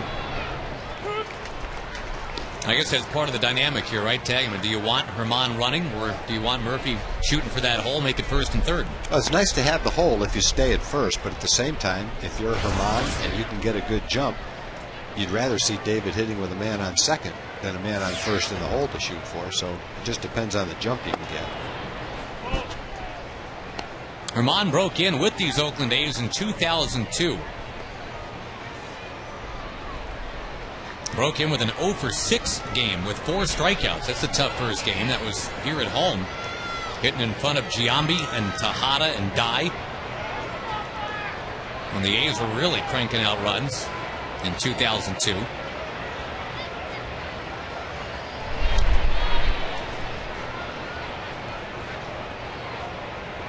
That was the Hudson Mulder Zito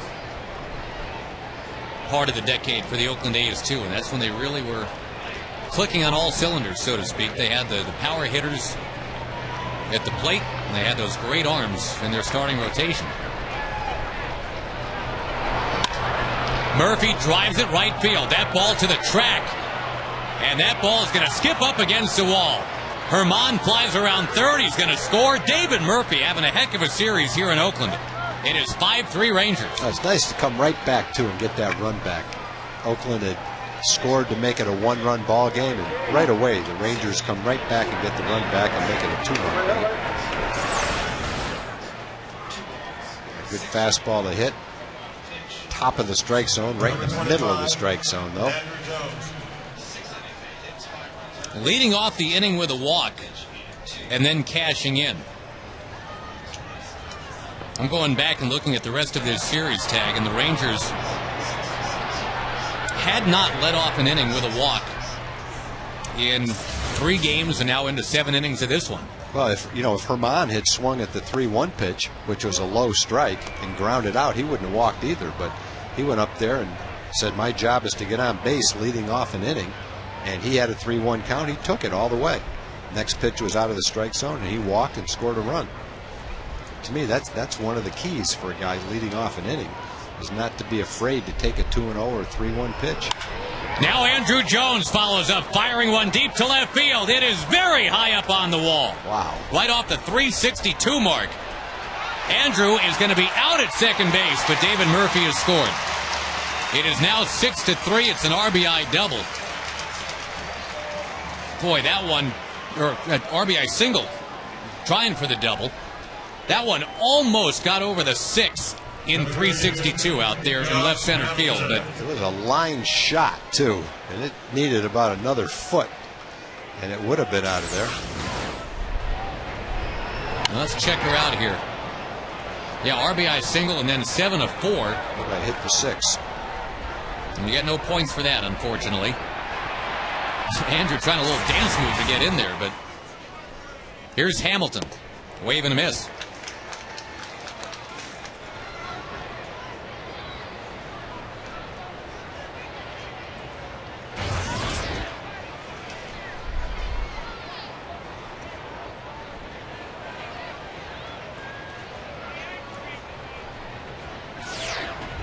Well, the top 4 hitters in the lineup have all produced for the Rangers today. And Tag, I just went back in the scorebook. That leadoff walk by Herman, that was the first time in the last 38 innings for the Rangers that somebody led off the inning with a walk. There have been some leadoff singles in there. We don't want to say that nobody's getting on base to start off innings, but it was a good job by Esteban. Got a rally going. Scored a run in the 5th inning by stealing second base and scoring on Michael's single. So at the top of the order, he's made things happen. Leadoff walk and scored, stole a base and scored on a single. Good game for him. See his acknowledgement right there? Yeah, he heard you say it and he winked at you. Good game, buddy. Now he just stood up and waved at you. Did he? No. Wait, he pulls up a sign that says, "Thanks, yeah. Tom." I'll really be impressed. No, he's writing it right now. Oh, no, he's not. Maybe he's writing it in the warning track out in front of him. Well, he's thinking about how to thank you in person on the plane. No, he doesn't need to. He's just doing his job, man.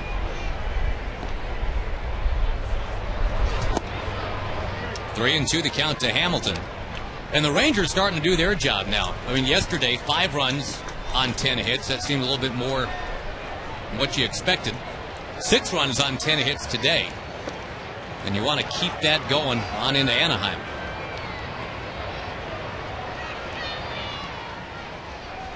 Because the Angels have been scoring runs like crazy. Numbers like 9 and 11 and 13.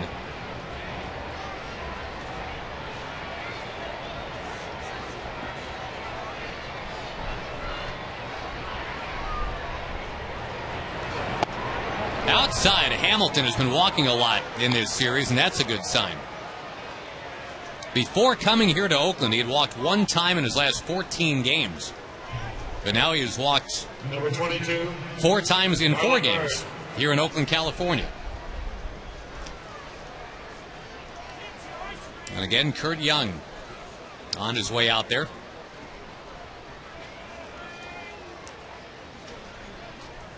Red Sox and Yankees play tonight, by the way. John Smoltz against Jabba Chamberlain. So look at Casilla up for a second time. The Mariners will be at the Royals tonight. Earlier today, the Angels took it to the White Sox 9-5. Abreu, Guerrero, Mathis, and Ibar with the home runs today. The Indians got a really well-pitched game from the young lefty Tony Sipp and beat Minnesota 2-1. Tigers over the Orioles 7-3.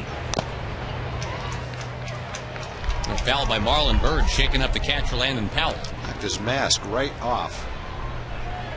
That was a shot, boy. Here's where one announcer has to say, "So you want to be a catcher?" I'll do it. If I hit the bottom of his mask. In fact, it might have hit the little extension to his mask for protection to his neck. Yeah, rubbing his jaw. See that extension? That's right where it hit. That's why that thing's there.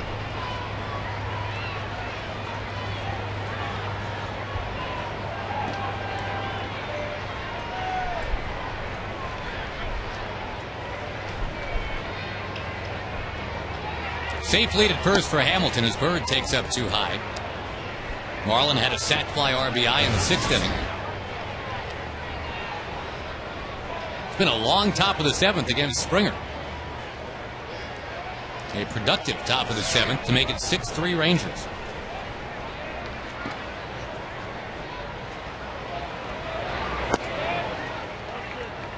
Rangers never have been swept in a 4-game series here in Oakland. They've been coming to Oakland since 1972. Ron Washington coached here for a little more than a dozen years.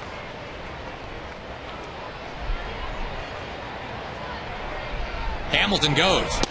Bird checks and takes outside, and tippy-toeing into second base without a throw is Josh Hamilton, a stolen base.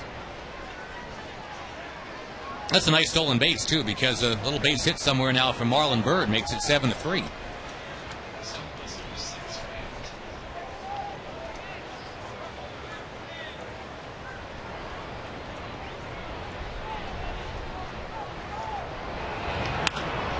Bird in the air, left field.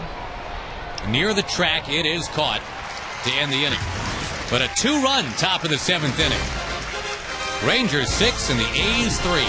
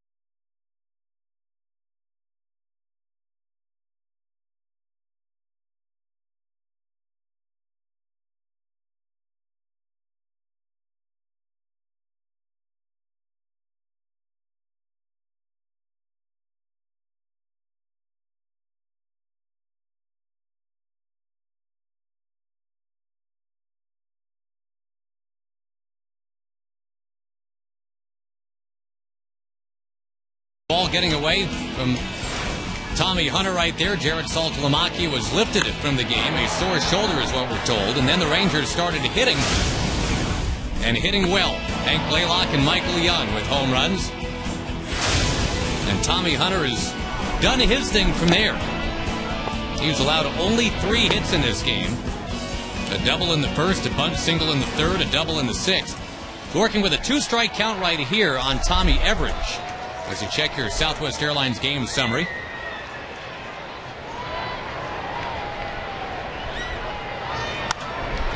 Oh, 2 pitch is fouled.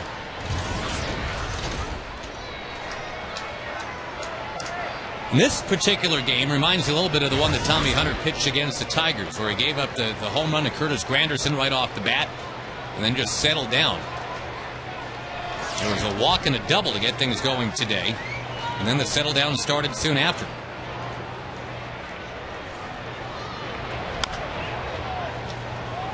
And throwing the curveball a lot with some great results. Good changeup today.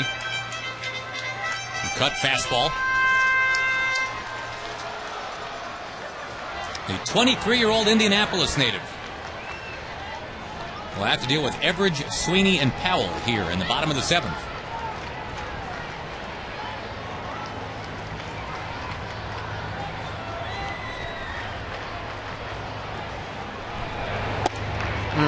Close. I take it by your you agree. I thought that was real close. Let's see if it's close. I'd say it's close. I'd say it's in the rectangle. Every single pitch has been in the rectangle, including that last one. Now a chopper to second base. That would have been outside, probably. Yep. That's justice, though. Cost him one extra pitch, that's all. That's another one of those baseball laws, the whole evening out thing. Law of averages. Now batting, left fielder, number 15. For every 1-0 loss a pitcher endures, there is a victory he earns that he doesn't deserve. And for every strike you don't get, eventually somebody's going to reach outside the strike zone and bounce out to second base for you. Ron Washington was hoping Tommy could pitch deep into the game, and right now he is. And with his pitch count at 87, no reason why he can't finish this inning and go another one. Ron hoping to elongate the bench when the Rangers get to Anaheim, hoping that there's no need for an 8-man bullpen, go to a 7-man bullpen. And maybe get somebody up from AAA. Again, Nelly Cruz is still day-to-day. Now Jared Saltalamacchia has had to leave the game today, and no word on how serious that is. It would be nice to have Dustin Nippert well rested for Kevin's start, just in case that muscle injury pops up again. You have a long man ready to go. Of course, you still had Doug Mathis, too. Yep. Doug will be well rested for that series, it looks like. The pitching should be in good shape. Sweeney hammers one foul towards that rested Ranger bullpen. All the Raider fans will be there to yell at the Cowboys in a week. Guys in the bullpen are smart. They just get out of the way. That guy's going to have to go home and ice his hand after the game.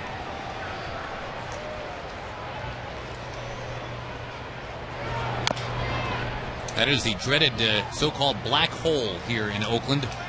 Where all the end zone? Yeah, where all the really into it Raider fans will gear up and put on their... Have people entered the black hole and disappeared, never to be heard from again? I think that's the fear. Why don't you go down like right before the game and chat them up down really? there? Just, hi guys, how you doing? What you doing, playing cards? Slowly hit up the line. Tommy Hunter's got to collect it. He will tag out Sweeney. One thing we've seen from Tommy, he's pretty agile for a big guy. In fact, very agile. That was another good changeup that Sweeney was way out in front of. Tommy's the guy I want with me going into the black hole. He was a 2-time national judo champion from when he was 11 and 12 years old. And you're right. I think that kind of agility that probably served him well at his dojo serves him well on a play like that. Was Ricky Henderson scooping ice cream sundaes today? Inquiring minds want to know. I don't know, but he's talking to Gary Pettis right now. I guess Ricky can just go anywhere he wants to anytime, huh? Yes, he can. And he should be able to, too. Ricky Henderson is watching Tommy Hunter perform real well today, as we all are. It is 6-3 at the end of 7.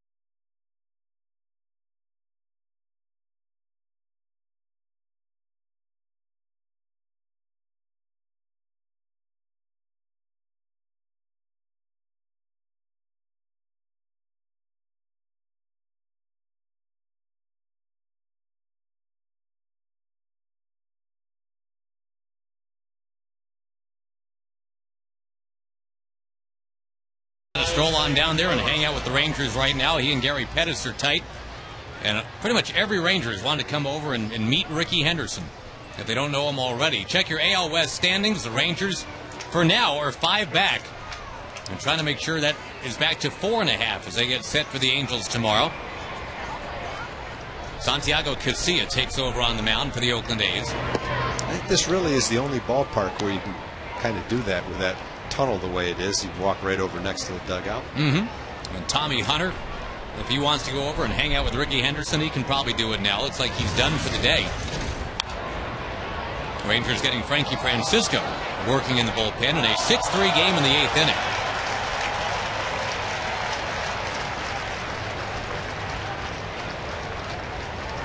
Sure doesn't seem like Ricky Henderson has a single enemy in this sport. Everybody wants to go over there and just be part of his Rickiness. Check the numbers on Casilla, formerly known as Jairo Garcia, but a couple of years ago changed to Santiago Casilla. A player to be named later. As Blaylock takes on the outside corner.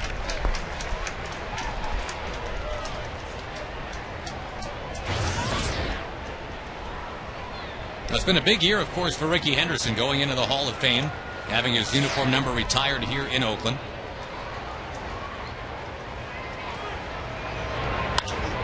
Blaylock pegs it to left, right near that Ricky Henderson retired number out there on the wall in left field.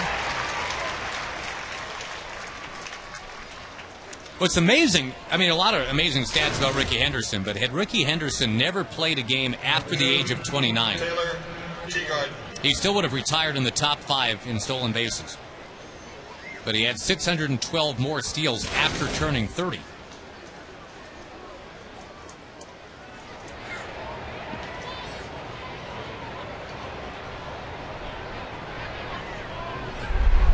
Teagarden, a wave and a miss.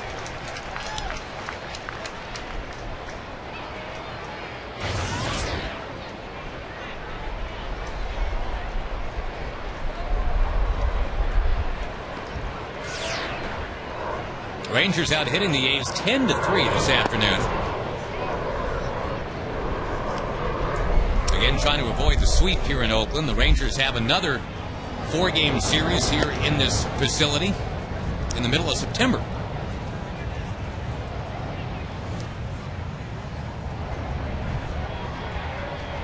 Another Monday through Thursday series, just like this one. The Rangers end the year with a lot of West Coast baseball. It's 4 in Oakland and a quick trip home to take on Tampa Bay. And then 7 more games on the West Coast. 4 against the Angels, 3 against the Mariners. So 11 of the last 14 games of the year are out here on the West Coast. Teagarden down on strikes, but I think that's why you'd like to see the Rangers a lot closer than 4.5 back by the middle of September. That's not going to be an easy way to close things out those last 2 weeks. Number 13. 97 miles an hour right there from Casilla. You seem pretty animated about all that.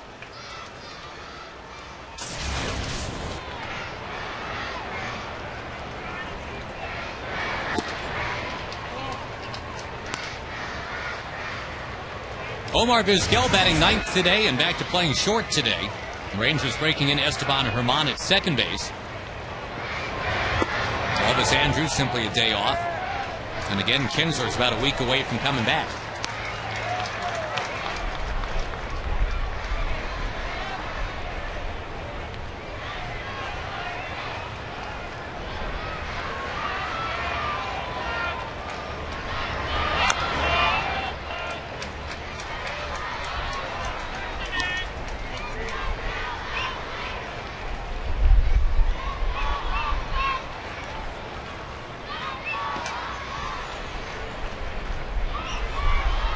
Again, tomorrow it is a night game out in Anaheim. Scott Feldman against Joe Saunders.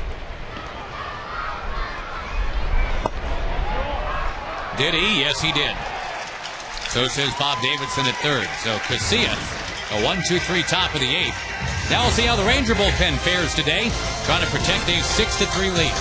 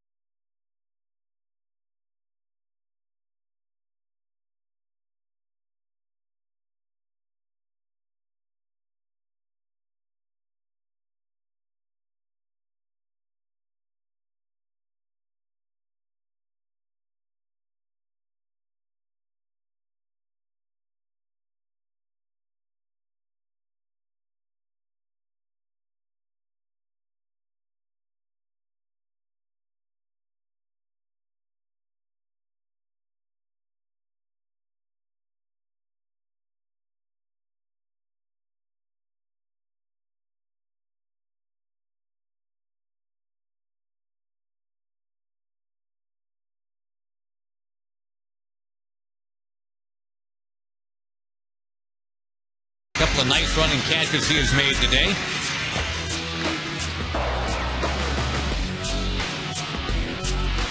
Hamilton contributing with the bat as well. He's been on base a couple times. The Rangers lead 6-3. And now we get underway in the bottom of the 8th inning with Frankie Francisco on the mound. And Josh Hamilton ready out there in right field. Already a 1-0 count to Mark Ellis. Good job by Tommy Hunter. 7 innings, quality start, 2 earned runs. Only gave up 3 hits, couple of walks, struck out 4. Good off-speed pitches, good command of his fastball. Bounced right back from a subpar outing for him. Now Frankie coming, throwing some heat to Mark Ellis. The one loss was to these Oakland A's. Adam Kennedy took him deep. Kennedy did the same thing to Neftali Feliz yesterday. Another game-breaking home run for the leadoff man for the A's. And Kennedy will bat this inning after Ellis and Pennington.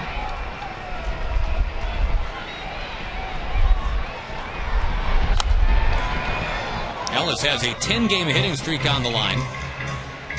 Rangers trying to break a 3-game losing streak. Though the Rangers have won 11 out of 17.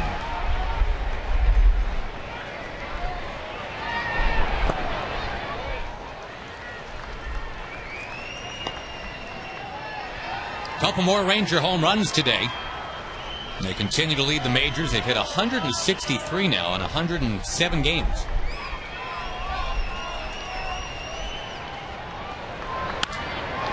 Fly ball center field. Marlon Byrd has got it. Nice to get the first man out of the way.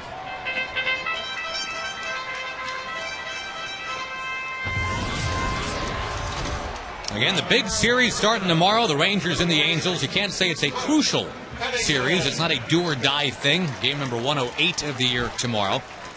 But boy, the Rangers would sure help themselves by taking 2 of 3 or, say, 3 of 3 in Anaheim.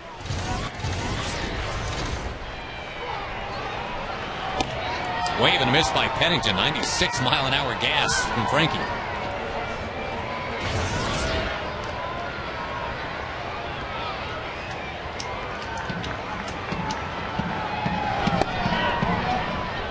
Tigers beat the Orioles today 7-3. And with the White Sox losing and the Twins losing, that's good news for Tiger fans. Tigers now a 2-game lead in the Central.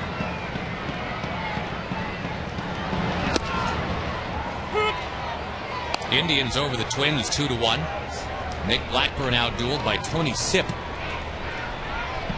And we mentioned the Angels all over the White Sox today, 9-5, hitting 4 home runs. They beat John Danks.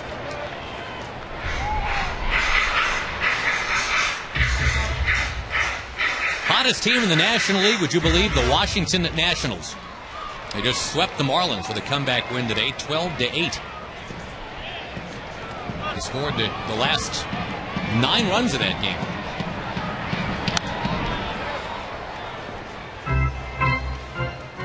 Ryan Zimmerman quietly having a real nice year. He's got 23 home runs now, hit 1 today.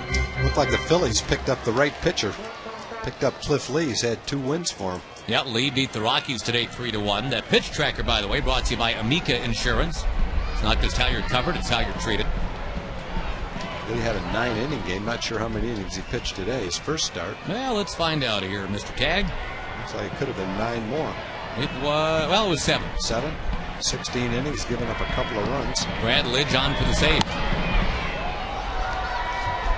They got Cliff Lee for a package of players that Toronto wasn't willing to take for Roy Halladay. And as it turns out, I'm sure they can't be happier with their decision.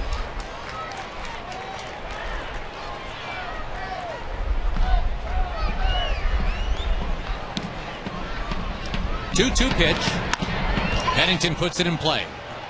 Blaylock will take it himself. Now Frankie Francisco gets his shot at revenge against Adam Kennedy. Frankie had that 25-inning scoreless streak spread over a couple of years. And it was all interrupted by this guy. Hit a 9th-inning home run back in Arlington for a 5-4 Oakland win.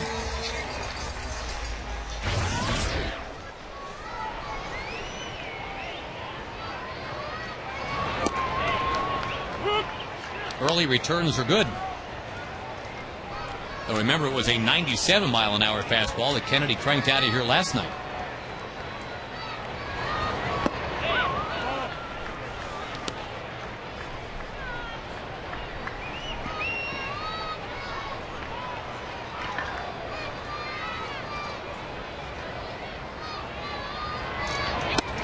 Oh boy, that splitter just dropped right down in there.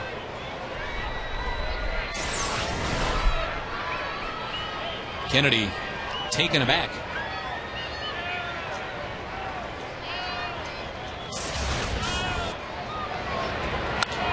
On the ground, Blaylock diving. It's deflected. And it's thrown behind Frankie Francisco. That's too bad. Teagarden backs it up. And essentially 4 guys touch the ball on that little grounder.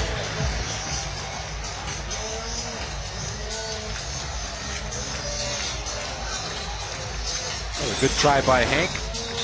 Herman got over there to get it. Not a simple throw, though, when the pitcher's running toward the bag. And I think what threw off Herman a little bit was Frankie slowed down, which is not bad. He slowed down because he was at the bag, and he didn't want to be moving past the bag.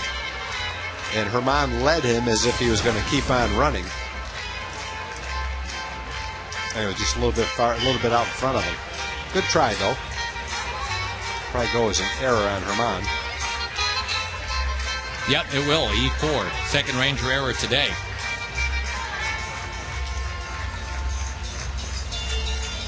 Well, you got to be careful with this next guy. Rajay Davis has been swinging a great bat the last few weeks. C.J. Wilson getting up in the bullpen. You got Jack Cuss, the lefty, on deck now. C.J. probably would be brought in for the 9th inning one way or another. If Davis happens to get on, you might see C.J. one batter early.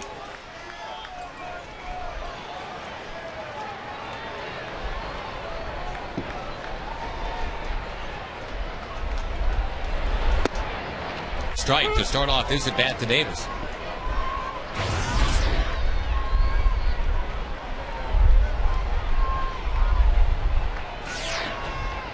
Runner goes. Good jump, too. Nothing Taylor Teagarden can do. The last 3 stolen bases the A's have in this series have all been pretty much uncontested. That's number 12 for Kennedy. What a pickup for Oakland, getting Kennedy, who had been stuck in AAA with Tampa Bay. Ground ball, third base. Michael Young gets rid of it and gets his man. A scoreless 8th inning for Frankie Francisco, and the Rangers lead by 3.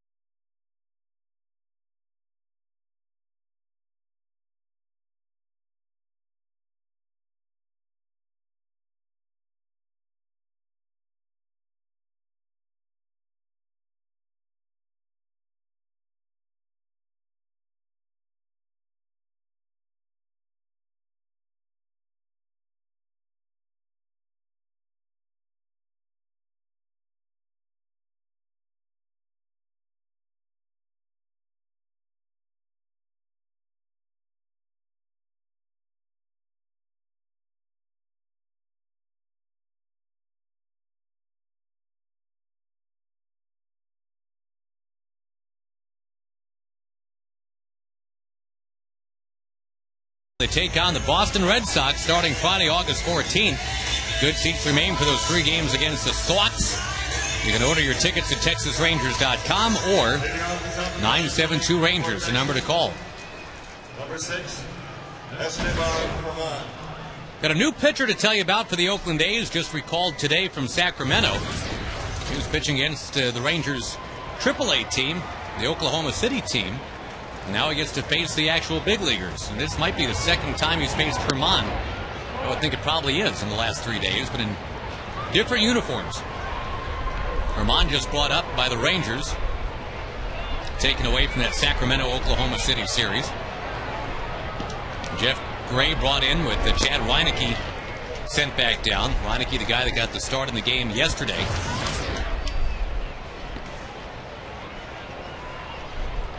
And Herman has been a bit of a spark today. He's been on base twice. He's got a stolen base and a run scored.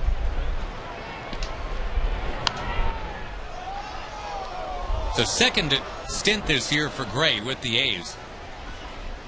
And down at AAA, great numbers, 1.54 ERA, only 6 walks in 41 innings. I don't remember Gray throwing that hard, this hard. Tongued one up at 96 miles an hour, that swing and a miss to Herman.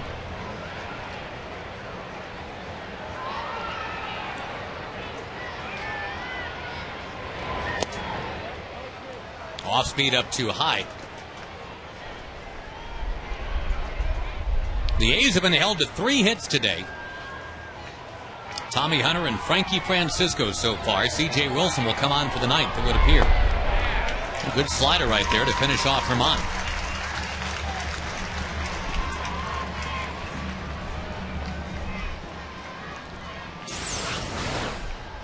Number 10. And with Gray throwing like that, the A's have a good bullpen. Andrew Bailey is a solid closer now with a mid-90s fastball. Talked a lot about Ziegler, sidearm guys, a lot like Darren O'Day. He's been very effective. Wirtz with a good slider. A lot of strikeouts this year. Effective late-inning guy. Add Gray to that mix. Garcia's a little bit inconsistent. Nevertheless, has a really good arm. 2 more hits for Michael Young today. He stays among the top 5 in the league in batting average. So Ranger team has been down near the bottom in batting average pretty much all year, but the pitching and the defense rides to the rescue yet again.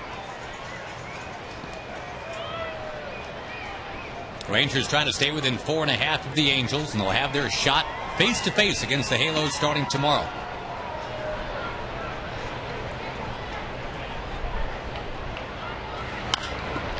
Chop ball shortstop, Pennington, taking care of Michael Young. We'll get the all-Houston battle right now. Graves from the Woodlands, David Murphy from Spring. David Murphy. They will face off here in Oakland, California.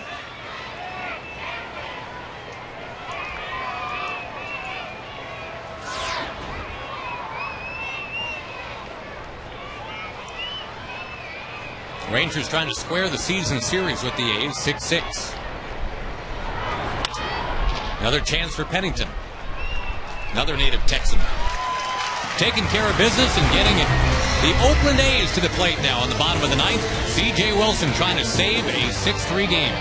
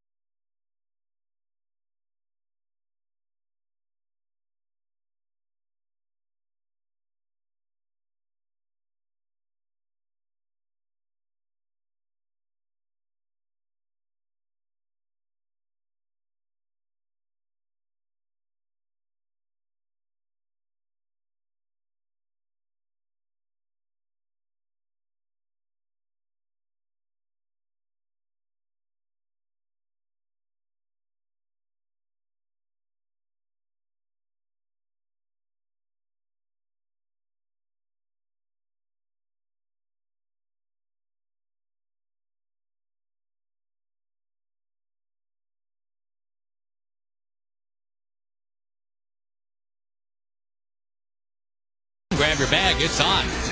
And by the Ford F-150. It's not just a pickup truck, it's a Ford F-150. Rangers saying goodbye to Oakland. As soon as this one is done, they go to Anaheim, Southern California instead of Northern California. Tommy Hunter stands to get the win. He pitched a beautiful ball game today. Now C.J. Wilson trying to make sure the Rangers actually get out of here with the win. And it was a tough one for C.J. the other night, the Monday game. Kind of bled to death in that one. No rockets hit against him, but 3 singles and then the pinch hit triple. And it was game, set, match. Jack Cust hit one of the singles, such that it was just a ground ball to second base, really. But it was a single. And here is Cust to face Wilson.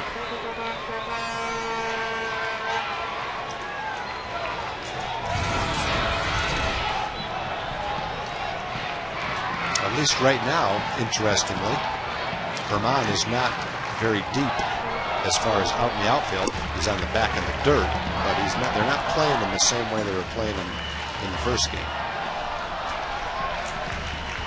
That's the one where Arias had to wait for a second hop way out there on the outfield grass, and it kind of came up and played him.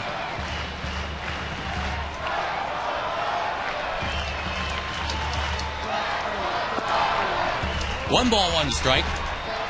We'll see if CJ just stays a little bit more with the straight heat than he did the other night.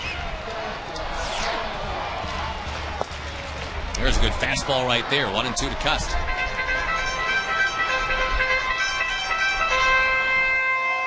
You like it when CJ just blows that 95er in there?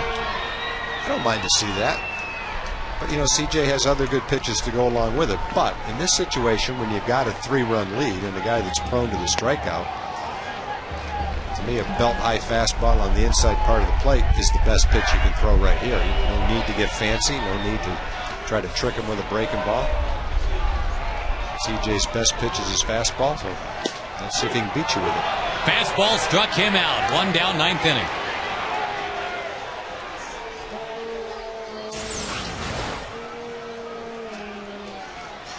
Pretty good fastball and a pretty good location. Designated hitter, number 5, Nomar Garcia-Parra.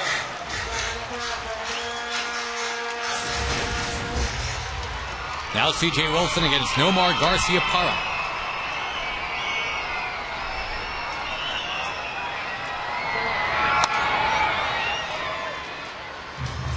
Oh. What happened? I missed it. Poor fan was walking, not looking. The ball hit him in the chest, bounced up, hit him right in the mouth. Poor guy. That has to be a shock when you're just kind of leisurely walking down the aisle and all of a sudden get drilled by a line drive. Tell you what, he's taking it pretty good though, because that ball hit him solidly.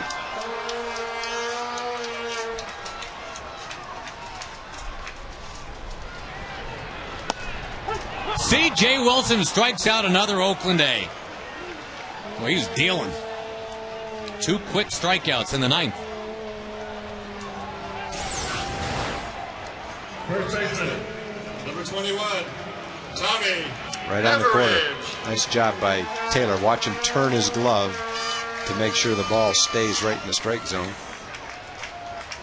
Give a good look to the umpire, Jeff Nelson, behind the plate.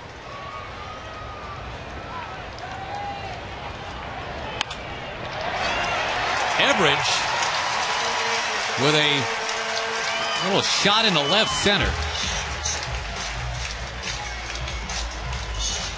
He has now been on base all 10 games since he's been up from AAA. Batting for Ryan Sweeney, number 12. Little jam shot here. And Scott Harrison set to pinch hit now. Get the righty in there instead of Ryan Sweeney.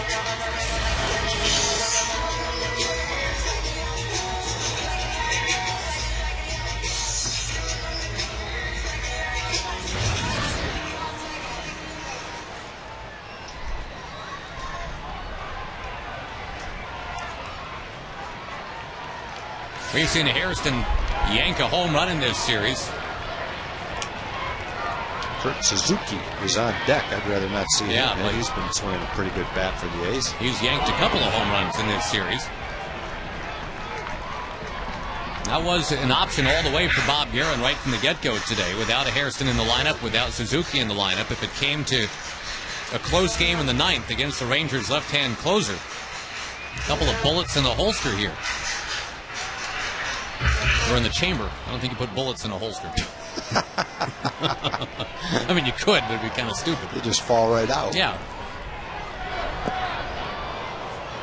1 ball, 1 strike, the count to Hairston. I'm not really a gun enthusiast, could you tell? I'm not either, but you at least knew that one. That one slipped right by me, really. Sounded good. How about if you just take a handful of bullets and throw it at him? Just chuck it right at him, yeah. That'll get the job done. Runner goes, and a base hit down the left field line. Scott Hairston comes through off the bench. Everidge running around and heading in to make it 6-4, and the tying man will bat. It's going to be Kurt Suzuki.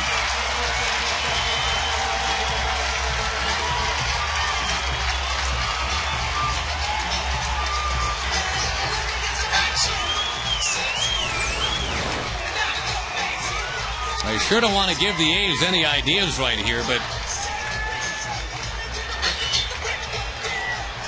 they've come up with back-to-back base hits with 2 out after a couple of strikeouts here in the 9th inning. Suzuki did not face CJ the other night in that 3-run, that 9th inning that the A's turned in to win it.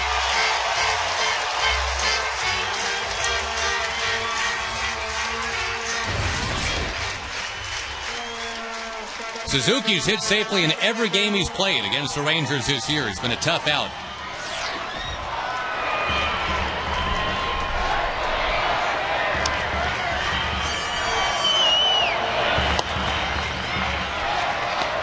Another Ranger killer looms on deck, Mark Ellis, and you don't want to see it get that far.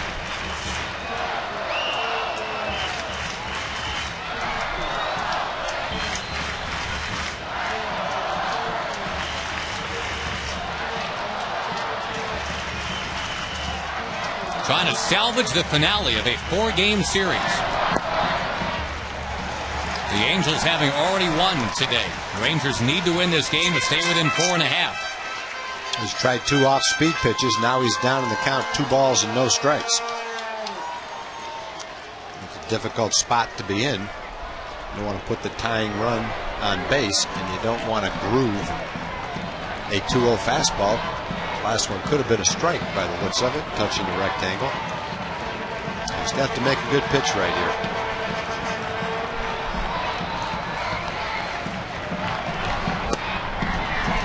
In college, Kurt Suzuki was called Kurt Clutch because he had a knack for the big hit late.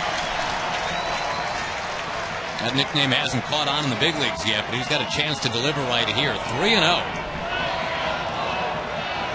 Rangers in danger of getting the winning man up there for the A's.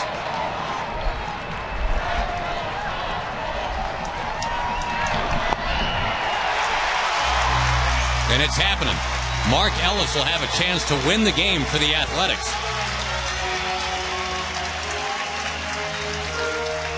It still just boils down to you still have the lead. You've got 2 outs. Just have to make a good pitch. Don't try to do too much. Just make your good pitch with your good stuff. You got a mid-90s fastball, a hard slider. And that sinking 95-mile-an-hour fastball low and away. Get him to ground out. Get ahead in the count. Make him chase a slider. He's still in charge right here. Not missing by much. But it's 1-0, and CJ needs to harness that Jedi Warrior mentality that he has been able to harness as a Ranger closer. Boy, another one that sure could have been a strike. There's one early to Cust that was a borderline pitch that went CJ's way, but since that time they haven't been. Fly ball left field. Murphy's there. Ball game! And the Rangers needed that one. They get it. A 6-4 final. Tommy Hunter wins it. C.J. Wilson saves it, though it got dicey at the end. Your Romano's Macaroni Grill player of the game is the guy that started it. 7 innings of 3-hit baseball for Tommy Hunter.